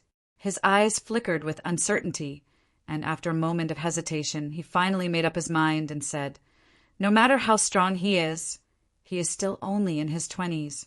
Could it be that he can defeat so many of us? Moreover, there is still a third-rank magical beast, the armored tortoise beast, dealing with him. For now, let the armored tortoise beast exhaust his saint force. When both sides are injured, we will go together and capture Jianchen and bring him to the Tianqiong clan for a reward of 10,000 purple crystal coins. Good job, leader. If this matter succeeds, then all of us will be rich from now on. 10,000 purple crystal coins. Even if we divide it up, it will be enough for us to spend for a lifetime." Immediately, there was someone who said excitedly, "Once this matter succeeds, I will definitely go to Wine Moon City and book Miss Yinxiu so that she can properly serve me for a few days." A mercenary said with a lewd smile, "Ha ha! Jelly, you have been drooling over that brothel girl in Wind Moon City for a long time. Unfortunately, you don't have the money to enjoy her. Once this matter succeeds, even if you marry that girl named Yinxiu, it won't be a problem." A middle-aged man with a large beard on his chin said with a mischievous smile. Hearing this, the mercenary's face revealed a trace of a lustful smile. Immediately after, he looked at Jianchen as if he was looking at a mountain of gold. Awoo! Right at this time, a miserable cry came from not far away. Jianchen, who was fiercely fighting with the shell tortoise, had once again pierced the light wind sword into the beast's throat. Following that, a strong sword chi shot out from the light wind sword and entered the tortoise's body through its throat. With a loud bang, the tortoise's internal organs were crushed into pieces. The tortoise's mouth continuously flowed with blood. Its cumbersome and huge body suddenly stiffened. After a slight pause, it fell to the ground with a bang sound, kicking up a cloud of dust. Go! Just as the shell tortoise fell, the Black Panther mercenary group, under the leadership of their leader, surrounded Jianchen. In the end, they completely surrounded Jianchen. Jianchen's expression didn't change in the slightest as he slowly pulled out the light wind sword from the tortoise's throat. As if nothing had happened, he walked towards the tortoise's stomach. Immediately after, the light wind sword flashed with a threatening sword chi as it fiercely pierced into the tortoise's stomach, opening up a foot-long wound. With a flick of the sword, a blood-stained hard object flew out and rolled a few times on the ground before coming to a stop. Jianchen squatted down and used his hands to sprinkle some dirt on the object. After cleaning up the blood, a ping-pong ball-sized crystal was revealed. It was the shell tortoise's monster core. Seeing that Jianqin didn't even look at them as if they were invisible, the members of the Black Panther mercenary group all had gloomy expressions on their faces. The leader of the Black Panther mercenary group stared at Jianqin and said in a deep voice, "Jianqin, I didn't expect you to be so calm despite your young age. Even at this time, you still don't seem to be panicking." Jianqin calmly placed the shell tortoise's monster core into his spatial belt. At this time, he raised his head to look at the Black Panther mercenary group and said in a calm voice, "Who are you and how do you know my name?" Hearing this, the leader of the Black Panther mercenary group sneered and said, "We are members of the Black Panther mercenary group. As for how we know your name, haha, that's very simple. Right now, your name is known by everyone in Wake City." Jianqin slightly wrinkled his brows and said, "Tell me your purpose." "Our purpose is very simple. We just want to ask you to come with us." Just as Jianqin finished speaking, one of the mercenaries opened his mouth to speak. "That's right. We just want to ask you to come with us. As long as you are obedient, we, the Black Panther mercenary group, definitely won't make things difficult for you." A skinny mercenary laughed mischievously. Jianqin's face revealed a trace of a cold smile as he said, "Then where do you want me to go with you?" "Where else can we go? Of course back to Wake City," a large man said in a low, muffled voice. Hearing this, Jianqin faintly guessed that this matter most likely had something to do with the Tianqiong clan. "What if I don't go with you?" Jianqin's face was indifferent as he stared at the 20 mercenaries surrounding him. His tone was indifferent, and from his face, there wasn't the slightest trace of fear. Hearing this, the faces of the members of the Black Panther mercenary group slightly changed. The tall leader even directly took out his own saint weapon, a 3-meter-long spear. "If you don't go with us, then we will have to use force. Jianqin, I'm sure you don't want to suffer physical pain." The leader of the Black Panther mercenary group said in a low voice. Chapter 145. Jianqin, I'll give you one last chance. Do you want to come with us willingly, or do you want us to use force? Once we start fighting, you'll definitely suffer. The leader of the Black Panther mercenaries coldly glared at Jianqin as he spoke. Jianqin lightly snorted as a disdainful sneer appeared on his face. "With your strength as a Saint Master, you don't have the qualifications to speak to me. Today, let's see if you'll capture me, or if I'll kill you all one by one." Finished speaking, a layer of hazy sword aura appeared from the light wind sword, enveloping the silver blade. Following that, Jianqin's body slightly swayed as he appeared in front of the weakest members of the Black Panther mercenaries. The light wind sword in his hand turned into a white blur as he stabbed out with lightning speed. "You're courting death. Brat, you're too arrogant." Just as Jianqin made his move, the members of the Black Panther mercenaries angrily cursed as they charged towards Jianqin. "Pooh, pooh, pooh." Just as the Black Panther mercenaries began to move, Jianqin's light wind sword pierced through 3 of their throats. Facing Jianqin's lightning-fast sword speed and Jianqin's sudden attack, the Black Panther mercenaries didn't even have time to react before their throats were pierced. Jianqin didn't hesitate as he immediately pulled out his light wind sword and began to fight with the Black Panther mercenaries around him. Although the Black Panther mercenaries had an absolute advantage in terms of numbers, there were only 7 people who could attack Jianqin at the same time. The rest of the mercenaries were all on guard outside. On one hand, they were preventing Jianqin from escaping, and on the other hand, they could provide support at any time. Among the 7 members of the Black Panther mercenaries, including the captain, there were a total of 5 Saint Masters and 2 high-level Great Saints. The members of the Black Panther mercenaries weren't stupid. They knew that someone who dared to offend the Tianqiong clan definitely wasn't weak. So the 5 strongest Saint Masters in the group all attacked at the same time. Jianqin faced the attacks of 5 Saint Masters and 2 high-level saints with ease. Back when he was still a mid-level great saint, he dared to face so many Saint Masters of the Tianqiong clan. Now that he was a high-level great saint, he was only a step away from becoming a Saint Master. Although it was only a small increase in strength, it was enough to increase Jianqin's strength by a lot. Now that he was a high-level great saint, facing the attacks of 5 Saint Masters was no longer as difficult as when he was in Wake City. The speed of Jianqin's sword was incomparably fast. The silver-white long sword in his hand had already turned into a silver-white barrier of light, unceasingly blocking the attacks coming from all directions.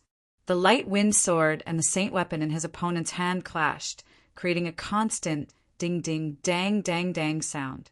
Following the intense collision between the 2 saint weapons, the saint force contained within the saint weapon began to spread out, causing the ground to be filled with dust and smoke.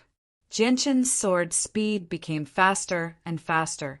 After blocking the saint weapons of the 5 Saint Masters, the light wind sword immediately turned into a silver light and pierced through the throats of the 2 Saint Masters.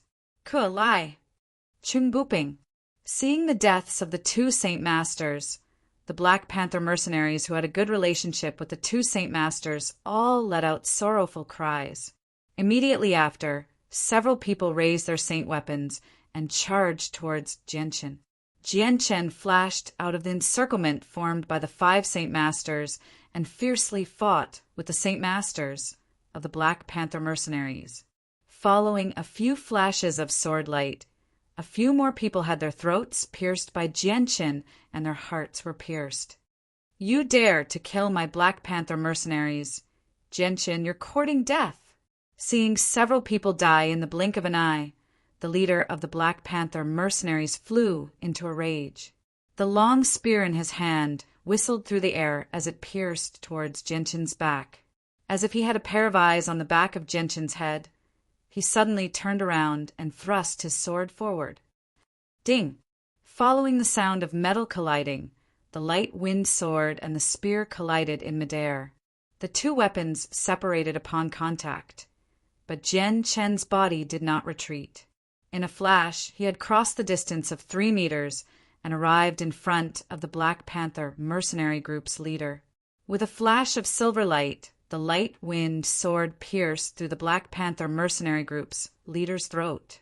The sharp tip of the light wind sword pierced through the back of his neck, leaving behind a trail of blood.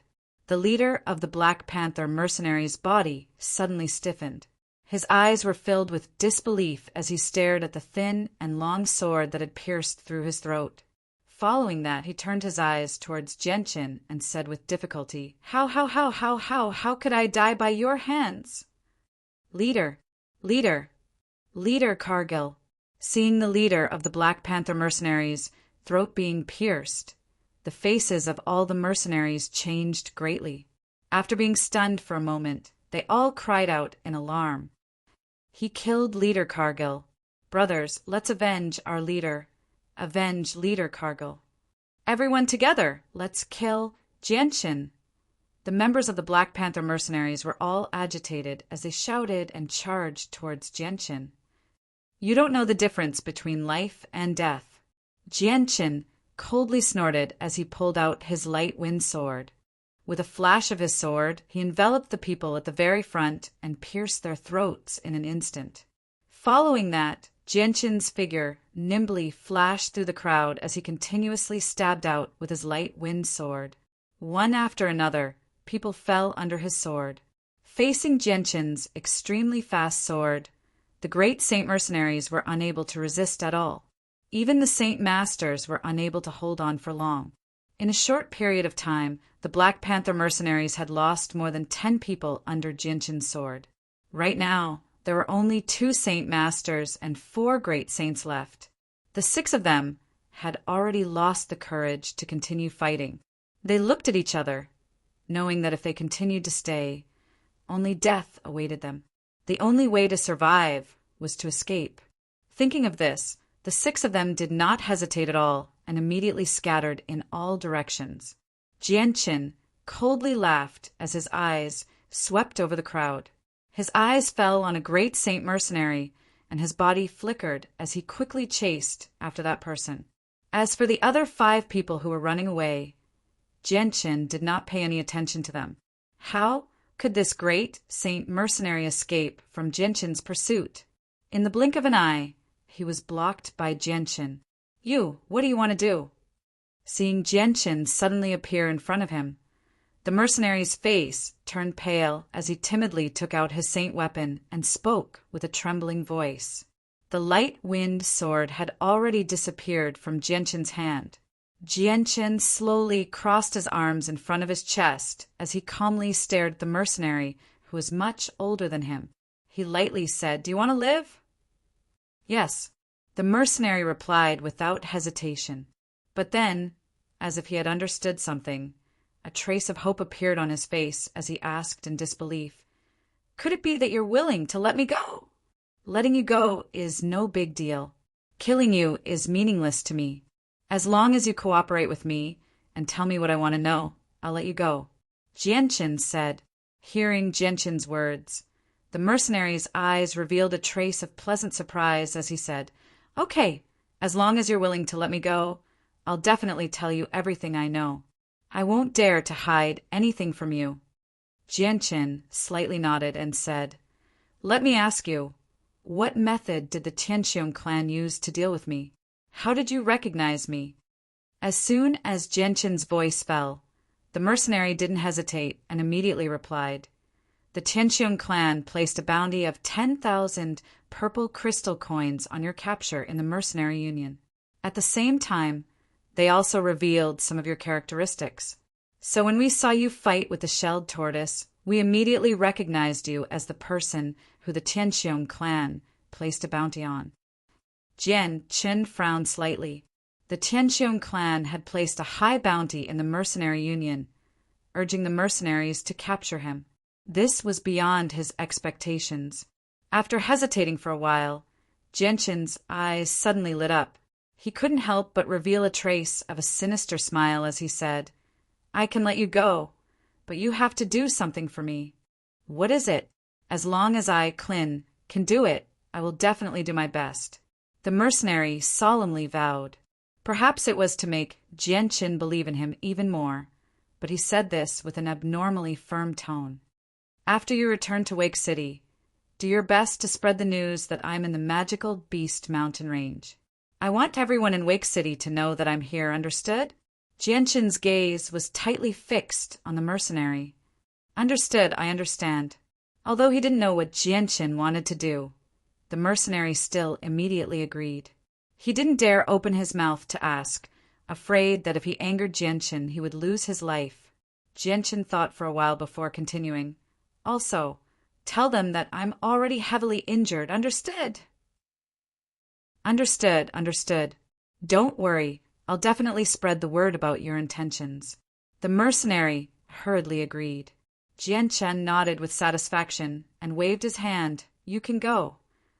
The mercenary acted as if he had been granted amnesty. Without the slightest hesitation, he immediately ran outside as fast as he could, as if he was afraid that Jianchen would suddenly change his mind and take his life. Chapter 146. Jianchen counted the monster cores he found from the Black Panther mercenaries. Among the 100 monster cores, more than half of them were rank 3 monster cores, while the rest were rank 2 monster cores. Just from the number of monster cores, it was clear that the Black Panther mercenaries had spent a long time collecting them. Unfortunately, because of their greed, many of them had lost their lives at the hands of Jianchen, and the monster cores they had collected after countless battles with magical beasts ended up in the hands of Jianchen. Their previous efforts were all for someone else. Jianchen was in a good mood as he stored the 100 monster cores into his spatial belt.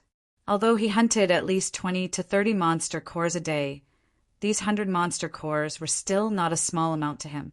It was enough to sustain his cultivation for several days. "I really hope that mercenary can complete the mission I gave him. A reward of 10,000 purple coins is not a small amount. I'm sure that many mercenaries will be moved by it." Jianchen muttered to himself. Then a smile of anticipation appeared on his face as he said, I hope that they won't have too few monster cores. This will be another great harvest. As the saying goes, people die for wealth and birds die for food. Since you guys couldn't resist the temptation and came to deal with me, then don't blame me for being ruthless." Towards the end of his sentence, a dense killing intent flashed through Genshin's eyes. "These 2 days, I have to quickly increase my strength. Otherwise, if I meet a group that is too strong, although I won't be captured, it will still be very difficult to deal with them. In addition, I have to be on guard against great Saint Masters. With my current strength, dealing with a high-level Saint Master is not a problem. But if I meet a great Saint Master, then it will be very troublesome. If I'm not careful, I might have to run for my life again. Although great Saint Master level experts are extremely rare in a third-grade city like Wake City, it's not like they don't exist. It's just that they are as rare as phoenix feathers and unicorn horns. No one can guarantee that there won't be a great Saint Master level expert who won't be able to resist the temptation of 10,000 purple crystal coins and come to deal with me. It seems like I have to quickly raise my strength to the Saint Master level in the next few days. That way, even if I meet a great Saint Master level expert, I'll still have the strength to fight." Genshin pondered. After making up his mind, he didn't continue to hunt magic beasts. Instead, he came to a nearby hill. He passed through a thicket of thorns and arrived in front of a cliff. The cliff was covered with tall weeds. Genshin arrived in front of the mountain wall and gently pushed aside a patch of thick weeds, revealing a dark cave entrance. Genshin had accidentally discovered this cave 2 days ago. Genshin took out some materials from his spatial belt and made a simple torch. He lit it and walked into the cave. The cave was extremely narrow and could only fit one person at a time. The ground was uneven, and from the various marks on the walls, it was clear that this cave was man-made. After following the slightly curved path for around 30 meters, Genshin finally arrived at the end of the cave. At the end of the cave was a huge space with a radius of 10 meters and a height of 3 meters. The ground was extremely flat, and on one side was a stone table and a stone chair that was 1 meter long. When he discovered this cave 2 days ago, Genshin knew that someone had stayed in this cave for quite some time. However, from the thick layer of dust that had accumulated on the ground, it was clear that no one had been here for a long time. Genshin inspected the cave. After confirming that it was safe, he inserted the torch into the wall and sat cross-legged in the center. He took out a few Class 2 monster cores and began to cultivate. Cultivating in this secluded cave was definitely much safer than outside. This allowed Genshin to fully immerse himself in cultivating. These few days, Genshin still had quite a bit of monster cores from the magical beasts he had hunted in the Magic Beast Mountain Range. In addition to the hundreds of monster cores he had just found from the Black Panther mercenary group, the amount of monster cores in Genshin's possession was enough for him to cultivate for a month. Therefore, Genshin didn't have to worry about the lack of monster cores for the time being.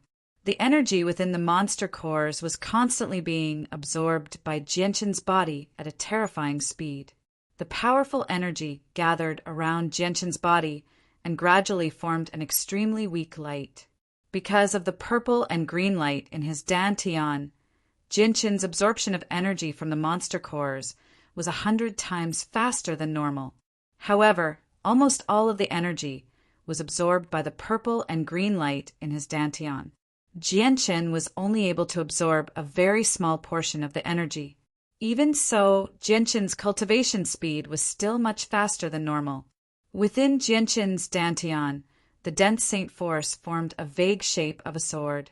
This sword was somewhat similar to Genshin's light wind sword, but it was very blurry. Even the hilt could only be vaguely seen. As the energy within the monster cores continued to be absorbed by Genshin, the Saint Force in his Dantian formed a sword at an extremely slow speed. The energy contained within was also growing at a speed visible to the naked eye. At this speed, it would take me at least 10 days to half a month to reach the Saint Master level. No, this is too slow. Genshin's eyebrows slightly wrinkled. The purple and green light in his dantian were absorbing too much energy, causing Jianqin to feel a little dissatisfied. Let's see if I can steal the energy from it. Suddenly, Jianqin's heart stirred. He immediately focused his mind and began to forcefully steal the energy that was being absorbed by the purple and green light in his dantian. However, the purple and green light in his dantian were absorbing energy at an extremely fast speed. Jianqin was only able to steal a small amount of energy, even with all his strength. Even so, Jianqin was still satisfied. This was because this small amount of energy was enough to increase his cultivation speed by another 10 to 20%. If he could maintain this speed, then it would only take a few days for him to reach the Saint Master level. Within the cave, Jianqin sank into a state of cultivation. Outside of the magical beast mountain range, Wake City was once again bustling with activity because of a certain matter. A piece of news came from the mouth of a mercenary. Although no one knew if this piece of news was true or false, it caused many powerful mercenary groups and powers to go to war. The person that the Tianqiong clan had placed a bounty of 10,000 purple crystal coins on had actually appeared in the magical beast mountain range. Moreover, he was alone and was heavily injured, causing his strength to sharply decline. This piece of news that couldn't be verified caused many mercenary groups to set out for the mountain range of magical beasts. They all had the mindset that it was better to believe it was true than not.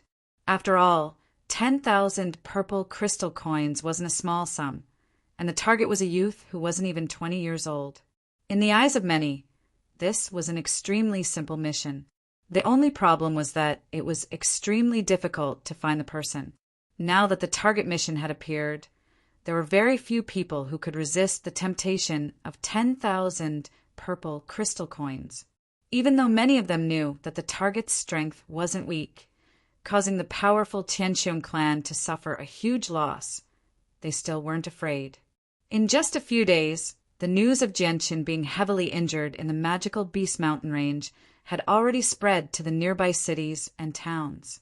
As a result, many mercenary groups and powers from other regions all rushed to Wake City, causing more and more mercenaries to gather in Wake City. Seeing that the situation had developed to such a stage, some of the Lone Rangers who were confident in their own abilities also entered the mountain range of magical beasts, hoping to try their luck and see what was going on. Many of them were hoping to fish in troubled waters. In the blink of an eye, 7 days had passed. In a cave within the mountain range of magical beasts, Jianqin was still sitting cross-legged on the ground, absorbing the energy from the monster cores to cultivate. The torches on the walls of the cave had long since been extinguished. The entire cave was pitch black to the point where one couldn't even see their own fingers. In these few days, Jianqin seemed to have completely immersed himself in the pleasure of cultivating. As the saint force in his body continued to increase, Jianqin could clearly feel that his strength was rapidly increasing. In these few days, Jianqin had been sitting cross-legged on the ground, not moving at all. Only when he was exchanging for monster cores did he move his arms and legs. When he took out the monster cores, he once again entered a state of cultivation. For several days, Jianqin did not eat or drink. Immersed in cultivation, it was as if he could not feel hunger or thirst. Chapter 147. At this moment, a powerful pulse of energy radiated from Jianqin's body.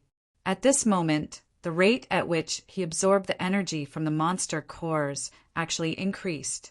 As the energy from the monster cores surged out like wild horses, the dense energy gathered around Jianqin and formed a white mist visible to the naked eye. The white mist emitted a hazy light, which was extremely obvious in the pitch-black cave. It was like a lamp that illuminated Jianqin's body that was hidden in the darkness. At the same time, all the pores on Jianqin's body suddenly opened wide.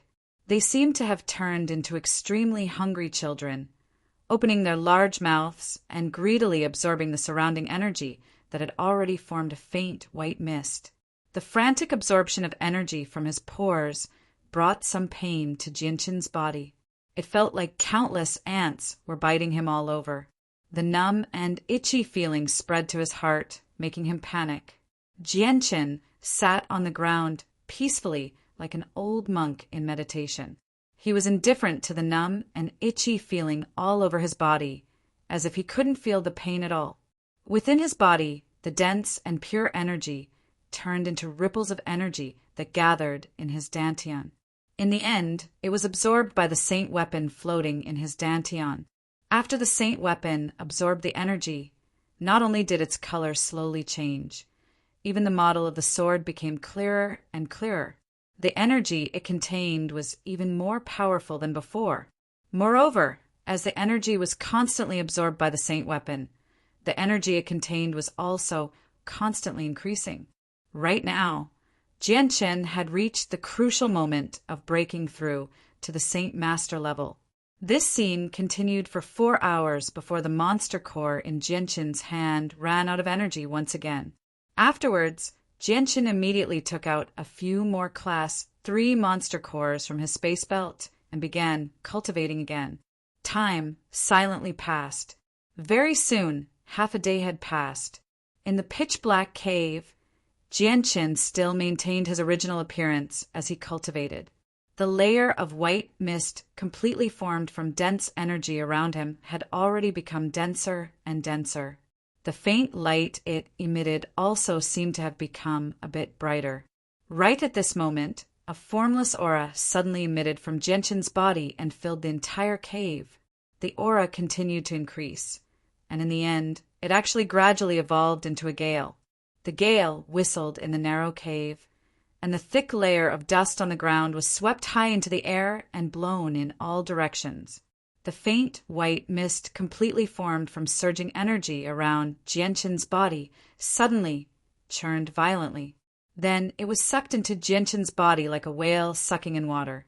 In the blink of an eye, it was completely absorbed by Jianchen. At this moment, the speed at which Jianchen absorbed energy was actually several times faster than before. His strength also successfully broke through to the Saint Master level from the Great Saint level at this moment.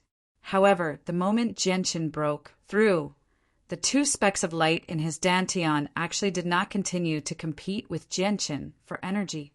Jianchen finally opened his eyes slowly. The moment he opened his eyes, a weak light shot out from his eyes and disappeared in a flash. The light was weak, but it was extremely obvious in the pitch-black cave. Sensing the surging saint force within him that was several times more powerful than it had been a few days ago, an excited smile finally appeared on Jianchen's face. Afterward, a silver-white sword suddenly appeared in his hand. The entire sword gave off a weak silver-white glow, dispersing much of the darkness nearby. A sharp light flashed in Jianchen's eyes, and in the next moment, the silver-white light on the sword began to emit a strong sword chi.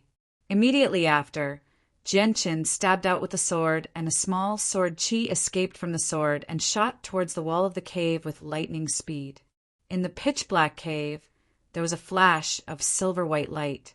The sword chi had already shot into the wall of the cave with lightning speed, disappearing without a sound. It only left behind an extremely small mark on the tough wall. Jianchen's body slightly swayed, and like a ghost, he appeared in front of the cave wall and stabbed the light wind sword towards the wall. Pooh! With a light sound, the wall of the cave seemed as fragile as tofu in front of the light wind sword. The light wind sword's 4-foot-long blade had completely penetrated the wall, leaving only the hilt outside. When the light wind sword pierced the wall, Jianchen didn't feel the slightest bit of resistance. In front of the light wind sword, the wall seemed even more fragile than tofu. Although Jianchen had been able to pierce the wall with the light wind sword before, it definitely wasn't as easy as this. Slowly pulling out the light wind sword, Jianchen's heart was filled with confidence. Even if he were to face Tianxiongli again, he wouldn't be able to win, but he would definitely be able to put up a fight. After becoming a Saint Master, Jianchen was no longer worried about being surrounded by a group of mercenaries. Even if there were great Saint Masters amongst them, he would still be able to escape unscathed. Sheathing the light wind sword, Genshin patted off the dust that had accumulated over the past few days. Afterwards, he lit a torch on the wall and left the cave without any reluctance. By the time Genshin left the cave, 5 days had already passed. The sun was shining brightly in the sky, and it was noon. Genshin's eyes indifferently swept around the area. After finding a direction, he left the cave. I hope that the Black Panther mercenaries won't disappoint me. Now that he had become a Saint Master, there were very few people in this small Wake City who could make him feel apprehensive. Now that he had become a Saint Master, there were very few people in this small Wake City who could make him feel apprehensive. Genshin leisurely strolled through the mountain range of magical beasts. This region was located on the outskirts of the mountain range of magical beasts, and the only things that could be found here were second or third rank magical beasts. If it was before, Genshin would have to be a bit more careful, but now, as long as he didn't encounter something like the golden-striped silver snake, even a third-rank magical beast wouldn't be able to pose the slightest threat to him. At that moment, Genshin's ears twitched, and he suddenly stopped in his tracks. From the sound of it, he could tell that the person who was speaking was approaching him. However, because of the dense vegetation in front of him, Genshin's line of sight was obstructed, so he couldn't see the other party. "Harry, we've been searching here for a few days now. We've encountered quite a few devil beasts, but we haven't found a single person that looks like Genshin. Do you think Genshin is still here? Could it be that he got the news and ran away a long time ago?" "Fiji, stop complaining. The Devil Beast mountain range is so big, and the terrain is so complicated. I'm sure you know how difficult it is to find a single person. Moreover, I heard that Genshin was heavily injured. Even if he wanted to escape, he wouldn't be able to get far. Who knows? He might be hiding somewhere to heal himself." "That's right. I'm guessing that Genshin is hiding somewhere to heal himself and doesn't dare to come out." "That's right. There's so many people who entered the Devil Beast mountain range this time. If Genshin wasn't hiding somewhere, he would have been discovered long ago. Even if he wasn't discovered, he would have been eaten by devil beasts a long time ago." "That makes sense. Let's continue our search. Even if we can't find him, we can still kill a few devil beasts and obtain a few magic cores to train with." As they spoke, they pushed aside the plants in front of them, and Genshin, who was standing in front of them, appeared in their line of sight. At this moment, Genshin was still dressed in animal hide, and his face was covered in dirt, obscuring his facial features. Upon seeing Genshin, the mercenaries were all slightly startled. At this moment, Genshin finally saw their faces. There were 7 or 8 of them, all around 30 years of age. All of them were covered in dirt and grime, and their clothes were in tatters. Clearly, they had been in the Devil Beast mountain range for several days. At this moment, the person in front of them stepped forward and said to Genshin, "My friend, from the looks of it, you must have been in the Devil Beast mountain range for quite some time."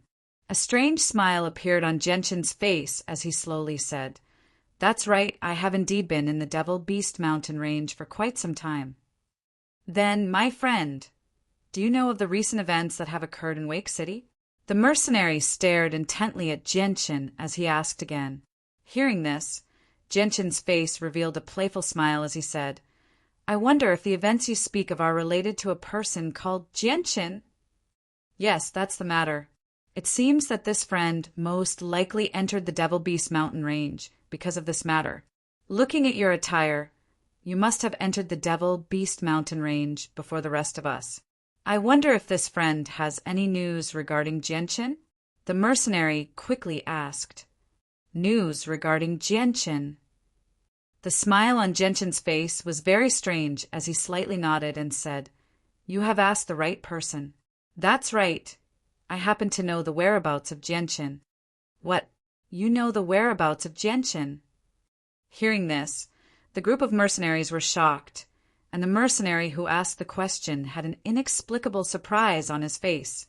He had casually asked this question, and he didn't expect that the person in the beast skin opposite him would give him a satisfactory answer.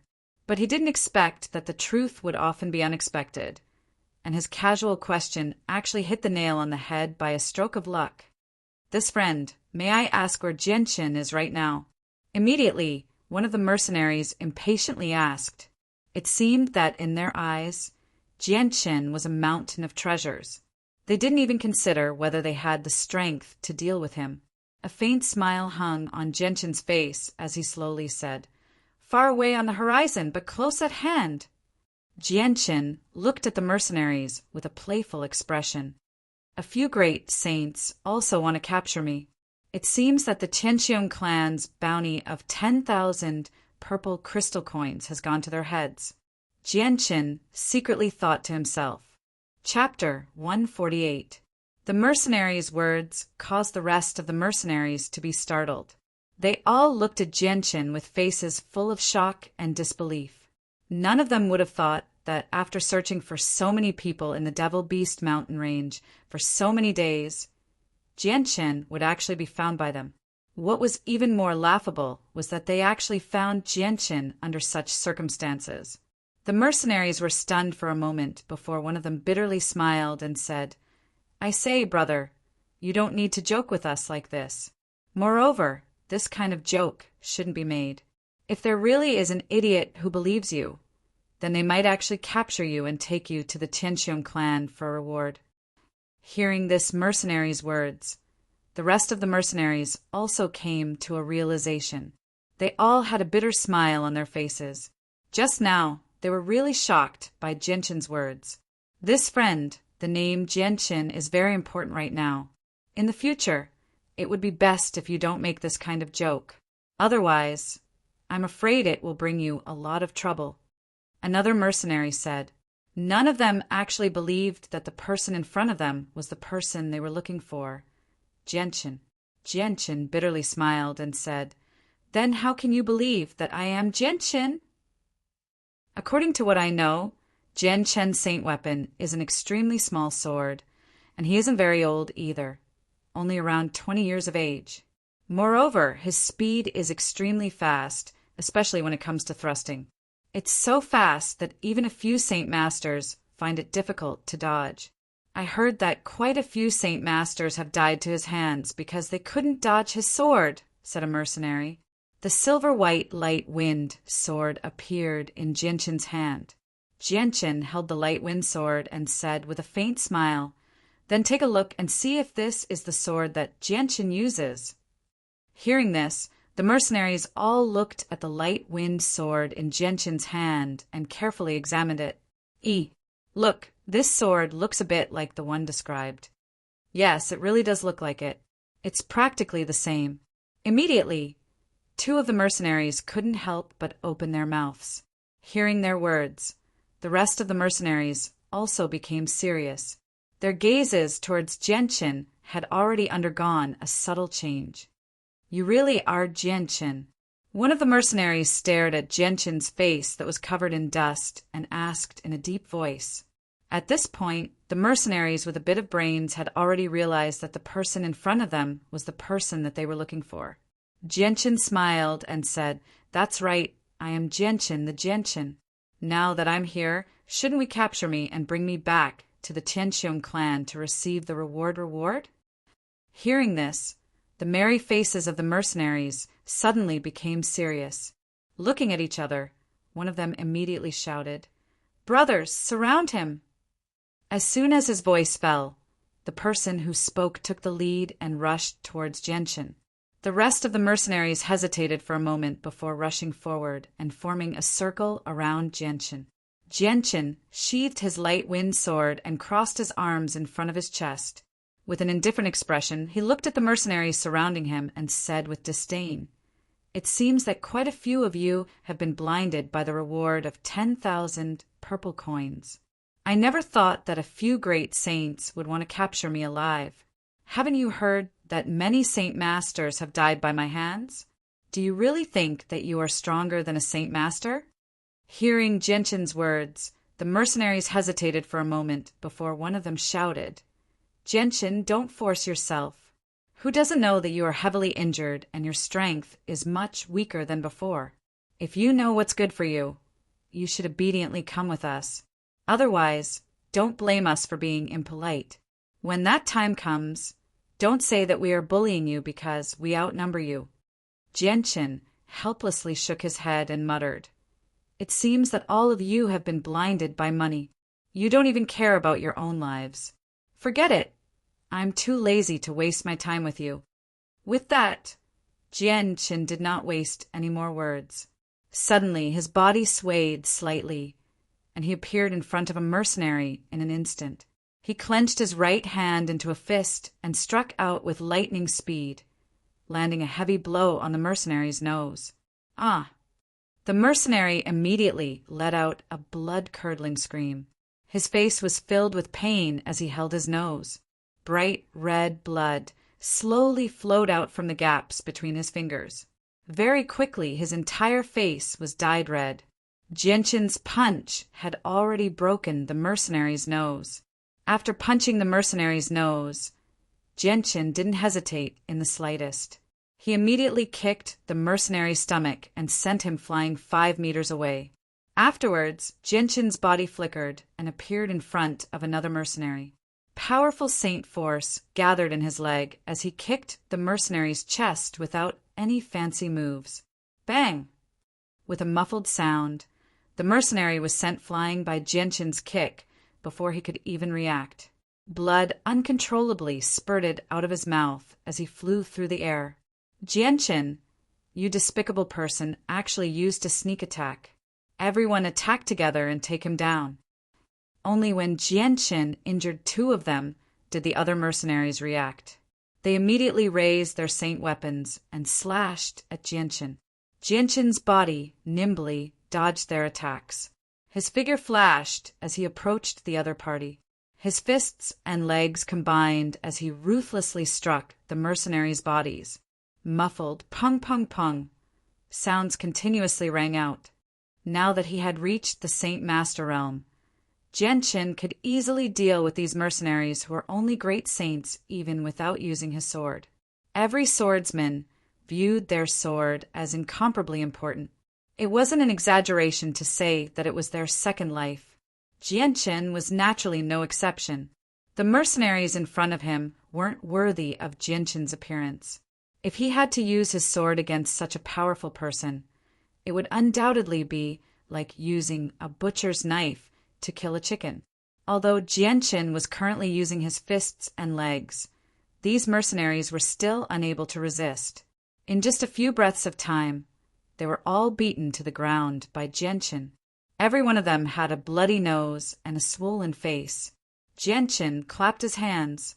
His gaze swept past the mercenaries who were lying on the ground and wailing in pain.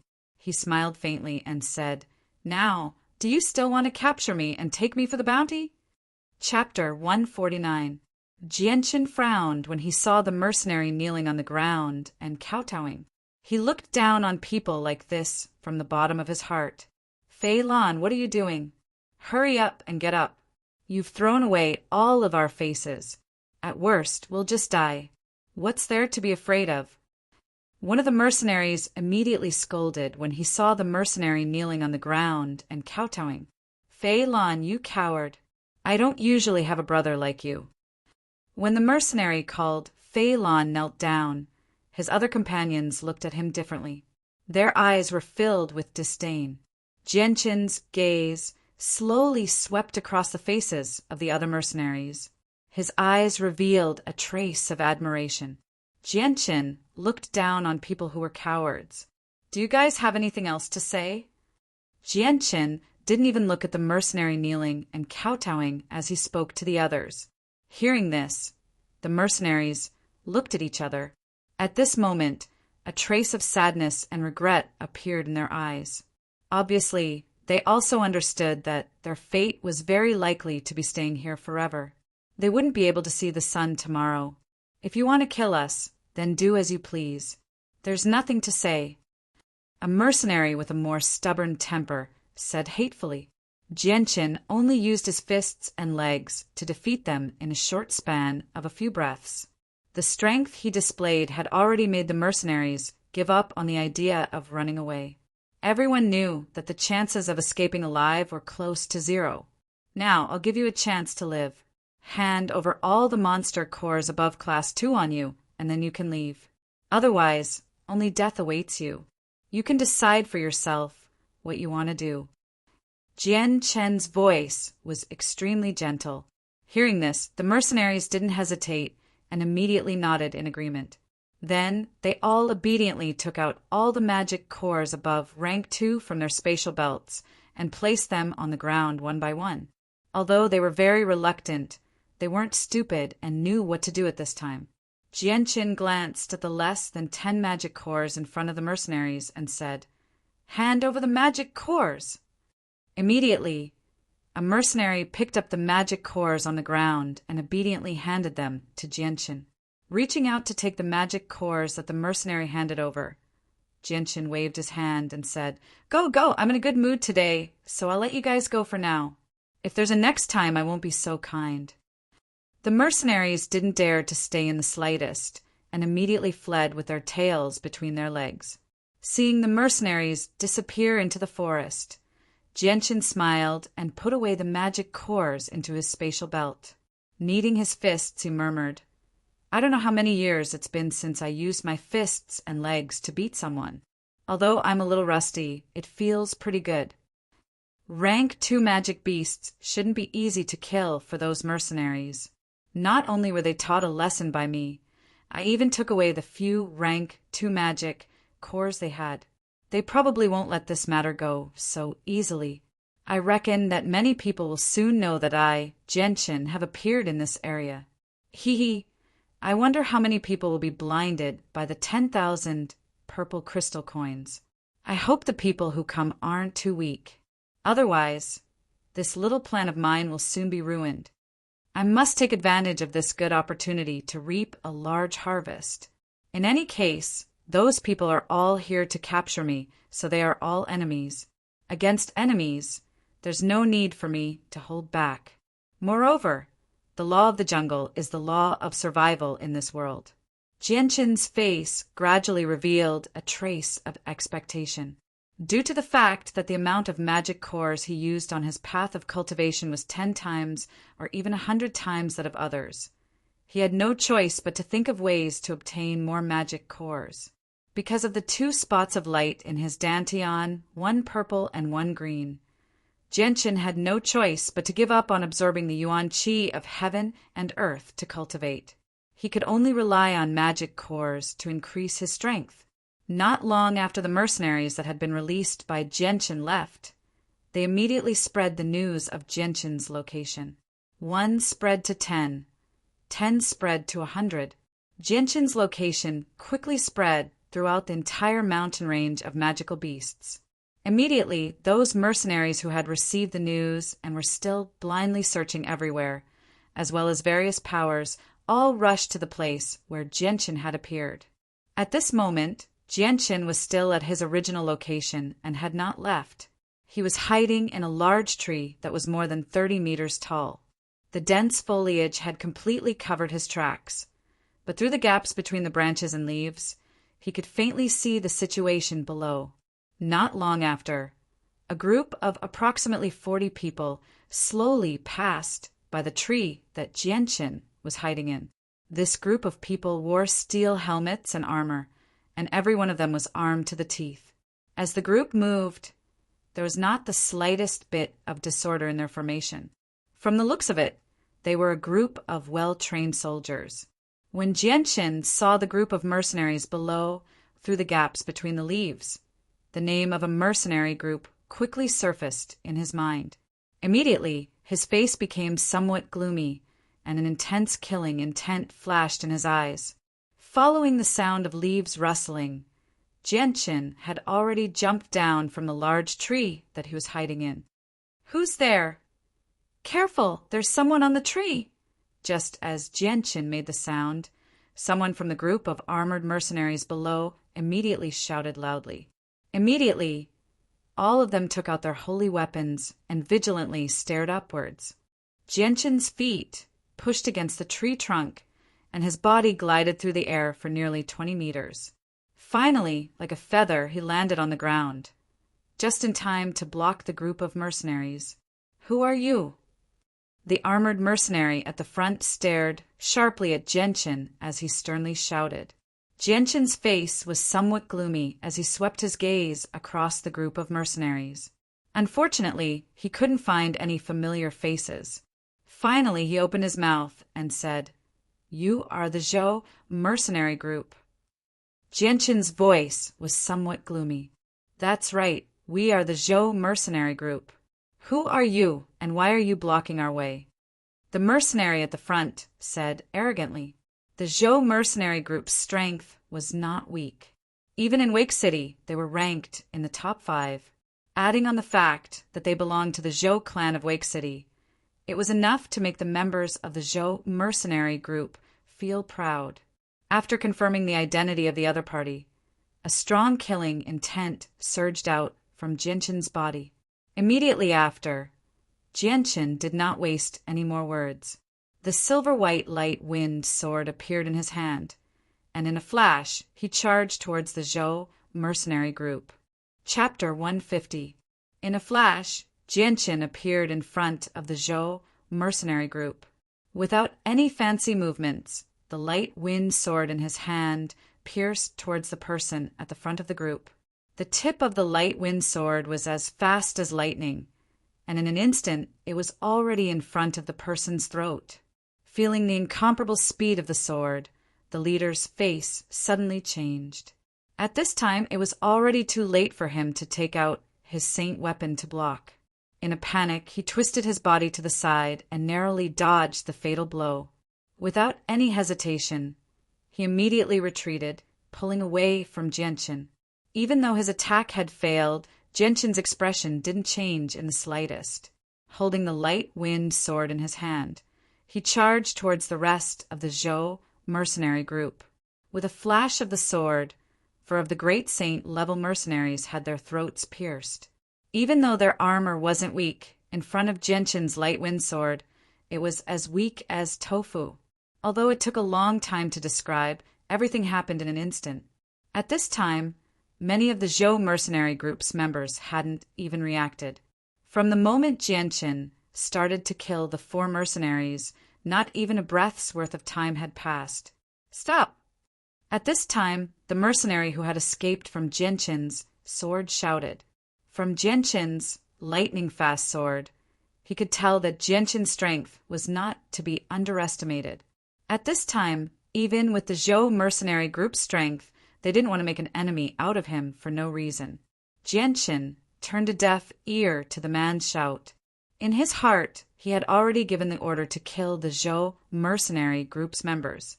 The light wind sword was like the scythe of the Grim Reaper, mercilessly reaping the lives of the Zhou mercenary group's members. The great saints of the Zhou mercenary group were completely powerless in front of Genshin. Many of them couldn't even catch a glimpse of the sword before their throats were pierced. Even the Saint Masters were only able to block a few of Genshin's moves before their lives were taken by the light wind sword. With Genshin's strength having reached the Saint Master level, it was much easier for him to deal with these Saint Masters. These Saint Masters were basically unable to harm Genshin. They couldn't even touch the corner of Genshin's clothes. Genshin's figure constantly flashed in and out of the Zhou mercenary group's group. It was as if he had countless eyes all over his body, constantly paying attention to his surroundings. As for the attacks coming from all directions, he was always able to dodge them. As a result, even though Genshin was surrounded by enemies from all sides, there was almost no one who could truly harm him. Genshin's attacks were incomparably sharp. The speed at which he killed people was simply unimaginable. While facing the encirclement of more than 40 people, Genshin was able to kill more than 20 people in just a few breaths of time. Among them, there were even a few Saint Masters. Seeing that Genshin had effortlessly killed more than 20 people, the leader of the mercenaries felt his heart turn cold. His face, which was hidden behind his helmet, had also become somewhat pale. At the same time, he was very puzzled. He did not know when he had offended such a powerful person in front of him. He had actually attacked the people of the Zhou mercenary group without even saying a single word. Moreover, he did not show any mercy. The leader's originally feverish head instantly calmed down. He quickly thought about it, then hesitated for a moment before finally making up his mind. He turned around and fled. He also knew clearly that with the strength Jianqin had displayed, even if he stayed, he wouldn't be able to change the situation. In the end, he would only die. Rather than that, he might as well take advantage of this opportunity to escape. However, before he could run 20 meters, a figure shot at him from behind at an extremely fast speed. The person was extremely fast and caught up with him in the blink of an eye. A gleaming silver-white, long sword left a thin ray of light in the air and stabbed straight at the back of his neck. The leader of the Zhou mercenary group also had the strength of a high-level Saint Master. Sensing the sword qi coming from behind him, he didn't even look at it. Instead, he did a lazy donkey roll to dodge the attack. He then pushed off the ground with both hands and jumped up. At the same time, a long spear appeared between his hands. A powerful Saint Qi surged from the spear and immediately pierced towards Jianqin. Jianqin's movements didn't slow down at all. His body slightly swayed as he dodged the long sword. Once again, he arrived in front of the leader. With a wave of his hand, the silver white light wind sword turned into a sky full of sword images that surrounded the mercenary. There were tens of thousands of sword images that overlapped with each other. It was a dazzling sight to behold. It was simply impossible to distinguish the real from the fake. When faced with the sky covering sword shadows, this high-level sacred expert leader didn't know how to defend himself at all. During that moment of hesitation, a silver-white sword tip emerged from the sky covering sword shadows, stabbing into his throat. Pum! Jianqin once again kicked the leader's chest, sending him flying far away, holding the light wind sword in his hand. He once again turned around to kill the remaining members of the Zhou mercenary group. Towards the members of the Zhou mercenary group, Jianqin wouldn't let a single one of them go. Captain Chen Yunlong is dead. Captain Chen Yunlong is dead. Captain Chen Yunlong is dead. Everyone run. The death of the leader immediately caused the members of the Zhou mercenary group to panic. One by one, they lost their will to fight. Facing Jianqin, who was like the incarnation of the death god, the members of the Zhou mercenary group all lost the courage to continue fighting. One by one, they threw away their armor and scattered in all directions. After Jianqin had killed a few people, the remaining members of the Zhou mercenary group had already used all of their strength to escape in all directions. Although Jianqin's speed wasn't slow, if he wanted to stop them all, it would be an extremely difficult matter. Humph! The members of the Zhou mercenary group. None of you will be able to escape. Jianqin's eyes flashed with an intense killing intent. In the next moment, the light wind sword suddenly emitted a powerful and sharp sword qi. Following that, the light wind sword left Jianqin's hand and actually flew out by itself. It turned into a silver white light, and with an unparalleled speed, it chased after the fleeing members of the Zhou mercenary group. At this moment, Jianqin didn't hesitate to use the divine sword technique in order to exterminate the remaining members of the Zhou mercenary group. Chapter 151. The light wind sword seemed to have transformed into an immortal sword. After circling in the air once, it flew back into Jianqin's hands. Jianqin reached out to receive the light wind sword. At this moment, the light wind sword's body was covered with blood. But even so, it still couldn't hide its sharpness. When the light wind sword returned to Jianqin's hands, the blood on the sword seemed to have been given a life of its own. Finally, the blood gathered at the tip of the sword and dripped onto the ground. In the blink of an eye, the light wind sword that was originally covered in blood once again regained its former glory. The sword's body was as smooth as a mirror, and it emitted a hazy silver glow. In the midst of the green forest, the sword emitted a dazzling light. Jian Chen's eyes swept over the corpses on the ground. He then walked over to one of the corpses and flicked his light wind sword at the Zhou mercenary squad space belt. Immediately, the space belt around the Zhou mercenary squad's waist was flattened, and the space belt fell onto a relatively clean area not too far away. After that, Jian Chen used the light wind sword to pick up the space belts of the Zhou mercenaries' corpses one by one. Very quickly, a small pile of space belts had been accumulated.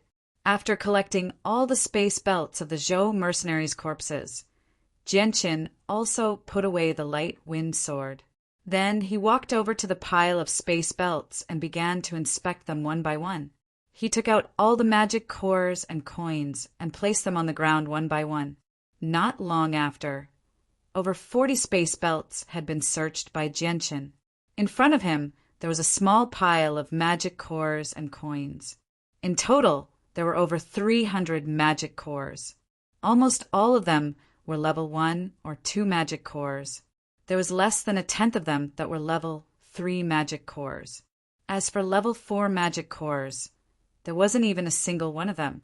As for the other pile of coins, almost half of them were copper coins and silver coins. There was only a small portion of gold coins, about 500 of them. As for purple crystal coins, there were less than 50 of them. Adding up all the coins here, there were about 70 purple crystal coins. Jian Chen didn't think that it was too little. He put all the magic cores and coins into his own space belt and left, leaving behind a large pile of space belts and corpses on the ground. Everything that was valuable in the space belt had been taken out by Jian Chen, leaving behind only a few useless items. Jian Chen didn't leave the area. Instead, he continued to hide in a large tree 2 kilometers away, waiting for the mercenaries who wanted to capture him. He already knew that there were many mercenaries in the magical beast mountain range looking for him. They wanted to capture him and bring him to the Tianqiong clan for a reward. However, because the magical beast mountain range was too big and the terrain was very complicated, it was difficult for people to find each other even if they were 100 meters away. Therefore, the number of mercenaries that Jian Chen encountered was pitifully small. In the magical beast mountain range, the mercenaries that were scattered all over the place were gathering in this direction. The Zhou mercenary group was just a step ahead of them. Not long after, Jian Chen, who was hiding in a large tree, discovered another group of mercenaries below him. This group only had a dozen people. In terms of numbers, they couldn't compare to the Zhou mercenary group at all. However, Jian Chen could clearly feel that each of these people had the strength of a Saint Master. Their overall strength wasn't any weaker than the Zhou mercenary group. Just as the group of mercenaries passed by the tree that Jian Chen was hiding in, Jian Chen suddenly jumped down from the dense foliage. Both of his feet kicked off the tree trunk and his entire body shot towards one of the mercenaries. At the same time, the light wind sword appeared in his hand, emitting a sharp sword chi as it pierced towards the person. The reaction of the group of mercenaries wasn't too fast. Just as Jian Chen made a move, they had already noticed him. However, Jian Chen's speed was extremely fast. By the time they turned around, Jian Chen was already very close to them. The light wind sword in his hand turned into a thin silver light and pierced through the mercenary's right shoulder before he could react. At the same time, the rest of the group of mercenaries also took out their saint weapons and rushed towards Jian Chen. At the same time, the rest of the mercenaries also rushed forward, trying to surround Jian Chen. Jian Chen pulled out the light wind sword from the mercenary's shoulder. Immediately after, the light wind sword continuously flashed as it danced in the air, blocking the saint weapons of the group of saint masters. Afterwards, the silver light wind sword was like a poisonous snake as it pierced towards another person. This person hurriedly took out his saint weapon to block, but Jian Chen's attacks were too fast. In just 2 moves, the mercenary's right shoulder was pierced through. "You're courting death." Seeing that another person was injured, the rest of the mercenaries were enraged. Their saint weapons were filled with saint force as they mercilessly attacked Jian Chen. Jianqin floated backwards, nimbly retreating a distance of 10 meters. Following his retreat, the attacks from the other side also missed. In the end, the Saint weapons that were infused with Saint force fiercely struck the ground, creating a 1-meter deep crater. Jianqin's right hand held his light wind sword and pointed it towards the ground as he calmly stared at the mercenaries in front of him. "You dare to sneak attack me, you bastard! You must be tired of living!" A tall and sturdy man rudely cursed as he raised his sword and rushed towards Jianqin. "Bantu!" The tall and sturdy man had only taken a few steps when he was blocked by a middle-aged man with a resolute expression. The tall and sturdy man turned his head and angrily stared at the middle-aged man who had blocked him. He roared, "Mu Jian, don't block me! Can't you see that Ha Duo and were injured by this bastard?" The middle-aged man who had been called Mu Jian lightly shook his head and ignored the tall and sturdy man. He turned his gaze towards Jianqin and said, "This friend, may I ask why you suddenly attacked us?" "You must have come here to capture a person called Jianqin," Jianqin indifferently said. Hearing this, the middle-aged man called Mu Jian's eyes suddenly fell onto the light wind sword in Jianqin's hand. Then, as if he had thought of something, his expression couldn't help but change as he said, "Could it be that you are Jianqin?" "That's right, I am Jianqin." Jianqin's face revealed a trace of a smile, but no matter how one looked at it, this smile was somewhat evil. Hearing this, the mercenaries looked at each other with excitement in their eyes. They never would have thought that the Jianqin they had been searching so hard for would actually appear here. If they could capture him now, then wouldn't the 10,000 purple crystal coins be theirs? However, the middle-aged man called Mu Jian didn't have the slightest trace of happiness on his face. Instead, he had a somewhat dignified expression. "So you are Jianqin, this is really too. Shut up!" Chapter 152. Jianqin chuckled and said, "I don't dare. Sir Mu Jian really thinks too highly of me. I presume that the reason why you guys entered the magical beast mountain range is also to find me." "That's right, we came here to catch you." As soon as Jianqin's voice faded, the big man who was stopped by Mu Jian a moment ago loudly said. The big man's words caused Mu Jian's complexion to change slightly. He turned his head and fiercely glared at the big man, causing the big man's face to be filled with confusion. Mu Jian cupped his hands towards Jianqin and said with a chuckle, "Sir Jianqin, we entered the magical beast mountain range just to watch the fun. We didn't have any intention of catching Sir. It seems that Sir must have misunderstood us." "Misunderstood," Jianqin said with a smile that didn't reach his eyes.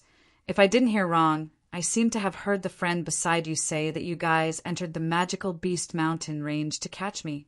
How could it be a misunderstanding?" Hearing this, Mu Jian's face revealed a trace of embarrassment. They had indeed entered the magical beast mountain range to catch Jianqin, although they had heard of Jianqin's strength before, and there were several Saint Masters who had died in his hands. Those were, after all, just rumors. Many people still maintained a skeptical attitude towards the rumors, and Mu Jian's group was no exception. But after personally witnessing Jianqin's strength, Mu Jian immediately judged that they weren't Jianqin's match. Even if they had the advantage in numbers, they still wouldn't be able to catch Jianqin.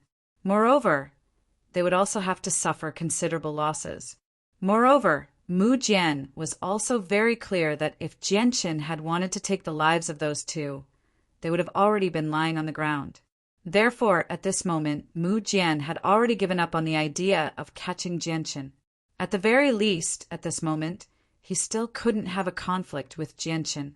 Otherwise, the ones who would suffer losses would only be his group. Seeing that Mu Jian didn't speak, Jianqin opened his mouth again and said, "I also don't want to indiscriminately kill the innocent. Hand over all the magic cores in your spatial belts as payment for your lives. If not, then don't blame me, Jianqin, for being vicious and merciless." Towards the end of his words, a trace of intense killing intent flashed through Jianqin's eyes. Hearing Genshin's words, the dozen or so people in front of him all revealed expressions of anger and disdain. Among them, not all of them had eyes as bright as Mu Jian's. Genshin, you despicable person who only knows how to use sneak attacks. What qualifications do you have to say such words? Come and eat your grandfather's sword. Genshin's words angered quite a few people. Immediately, a tall and sturdy man holding a two-handed great sword aggressively rushed towards Genshin. Wait! Mu Jian's figure flashed and blocked that burly man. Ignoring that burly man's furious gaze, he turned his head to look at Genshin and said in a deep voice, Genshin, we have no intention of becoming enemies with you. Could it be that you really want to force us? A cold smile appeared on Genshin's face as he said, I'll still say the same thing. Hand over your magic cores, and I'll let you go. Otherwise, I'll have to do it myself.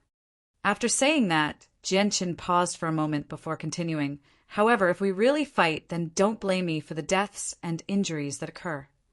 Genshin's words left no room for discussion, causing Mu Jian's expression to become somewhat gloomy. He said in a deep voice, as the saying goes, leave a line for everything, and it will be easier to deal with in the future. Sire Genshin, aren't you going a little too far?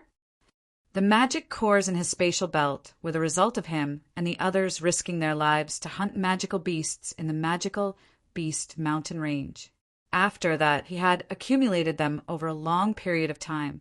Although Mu Jian knew that if he and the others were to fight with Genshin, they would definitely suffer some injuries. But it was impossible for them to hand over all the magic cores that they had painstakingly accumulated over a long period of time. Mu Jian, why are you speaking so much nonsense with him? Why don't you just directly capture him? He's just one person, and he wants all of us to hand over all the magic cores in our pouches. That's simply a huge joke. A middle-aged man with golden hair, standing behind Mu Jian, said in a deep voice. His tone was full of disdain. Genshin, although you have injured 2 of us brothers, that was only because you used a sneak attack. If we were to fight you head-on, then even if we were to attack you together, you still wouldn't necessarily be our match. In the end, the most that would happen would be both sides suffering injuries. That wouldn't be good for either of us, especially you. If you were to be seriously injured, then it would be very disadvantageous for you. After all, in the magical beast mountain range, there are people everywhere who would want to capture you. Either we let this matter go, or we fight to the death. In short, if you want us to hand over our magic cores, then that's absolutely impossible.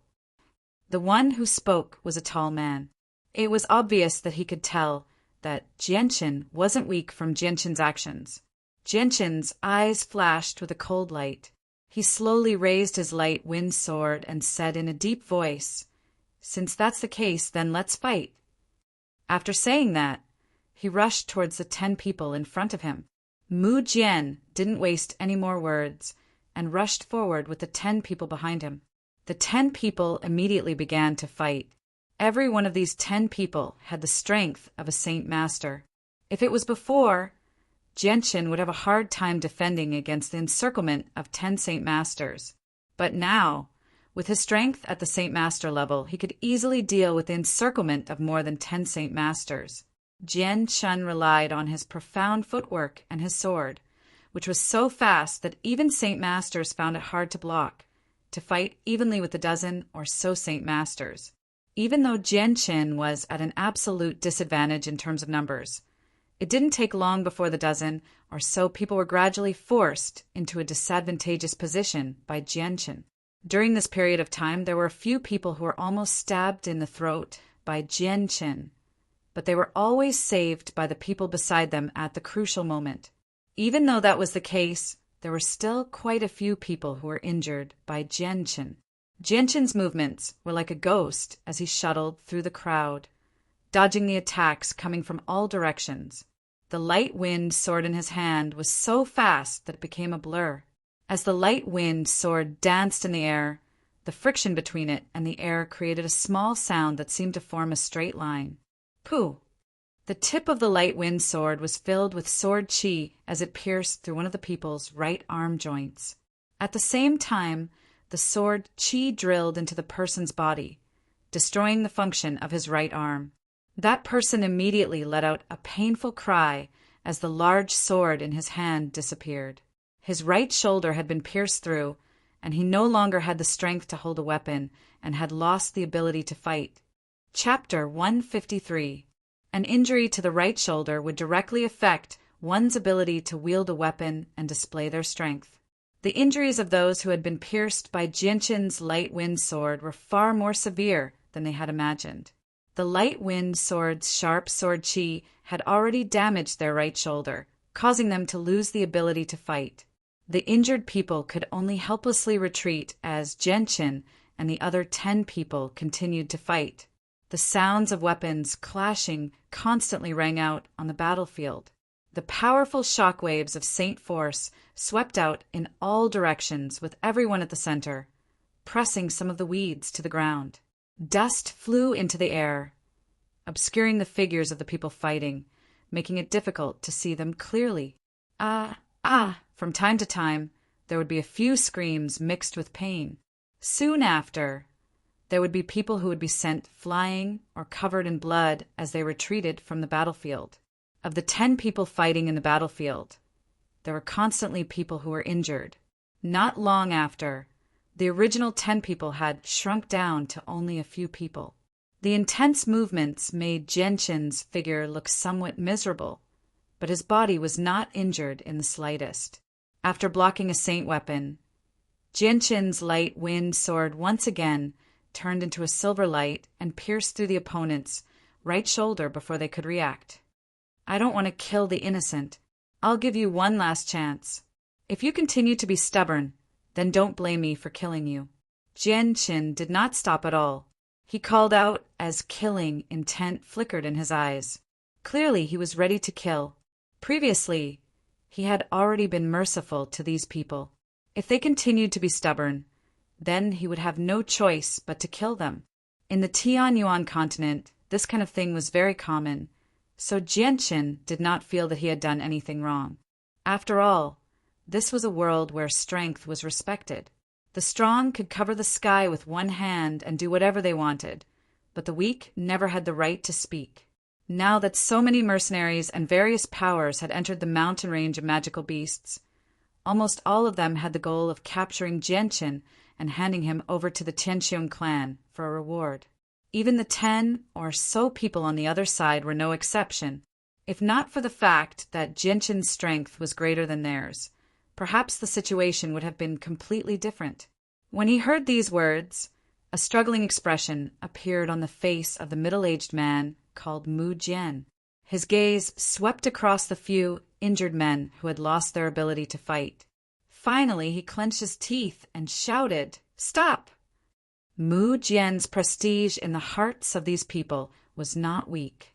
As soon as he spoke, those who were still fighting with Jianshin immediately retreated.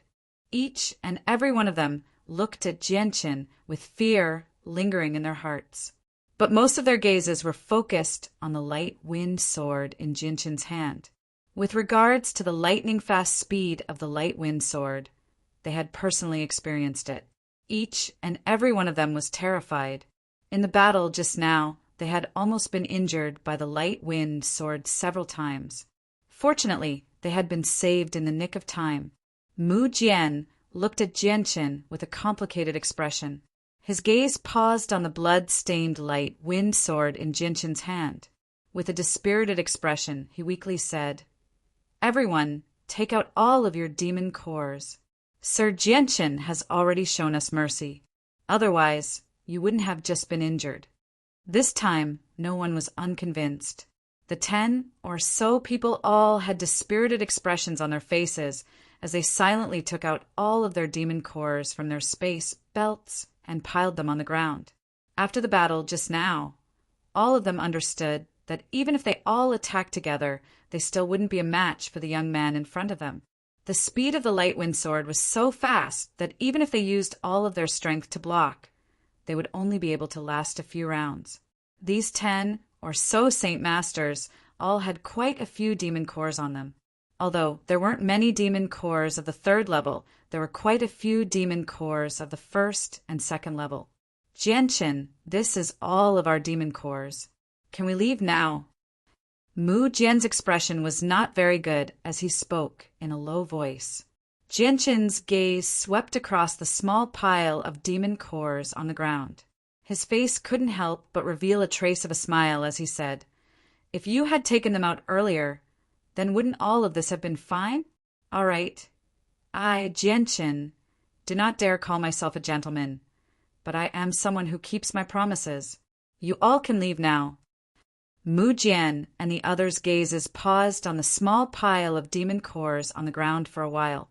Their eyes revealed a trace of reluctance as they helplessly let out a sigh and left with a sense of loss. Although there weren't many demon cores, there were still a few dozen years' worth of demon cores. Remember, I don't want to see you try to deal with me again. Otherwise, I won't give you any face. It's best if you all leave the Devil Beast Mountain range. Before the 10 or so people had even taken a few steps, Jianchen's calm voice sounded out from behind them. Hearing these words, Mu Jian and the others' bodies paused for a moment, but no one said anything.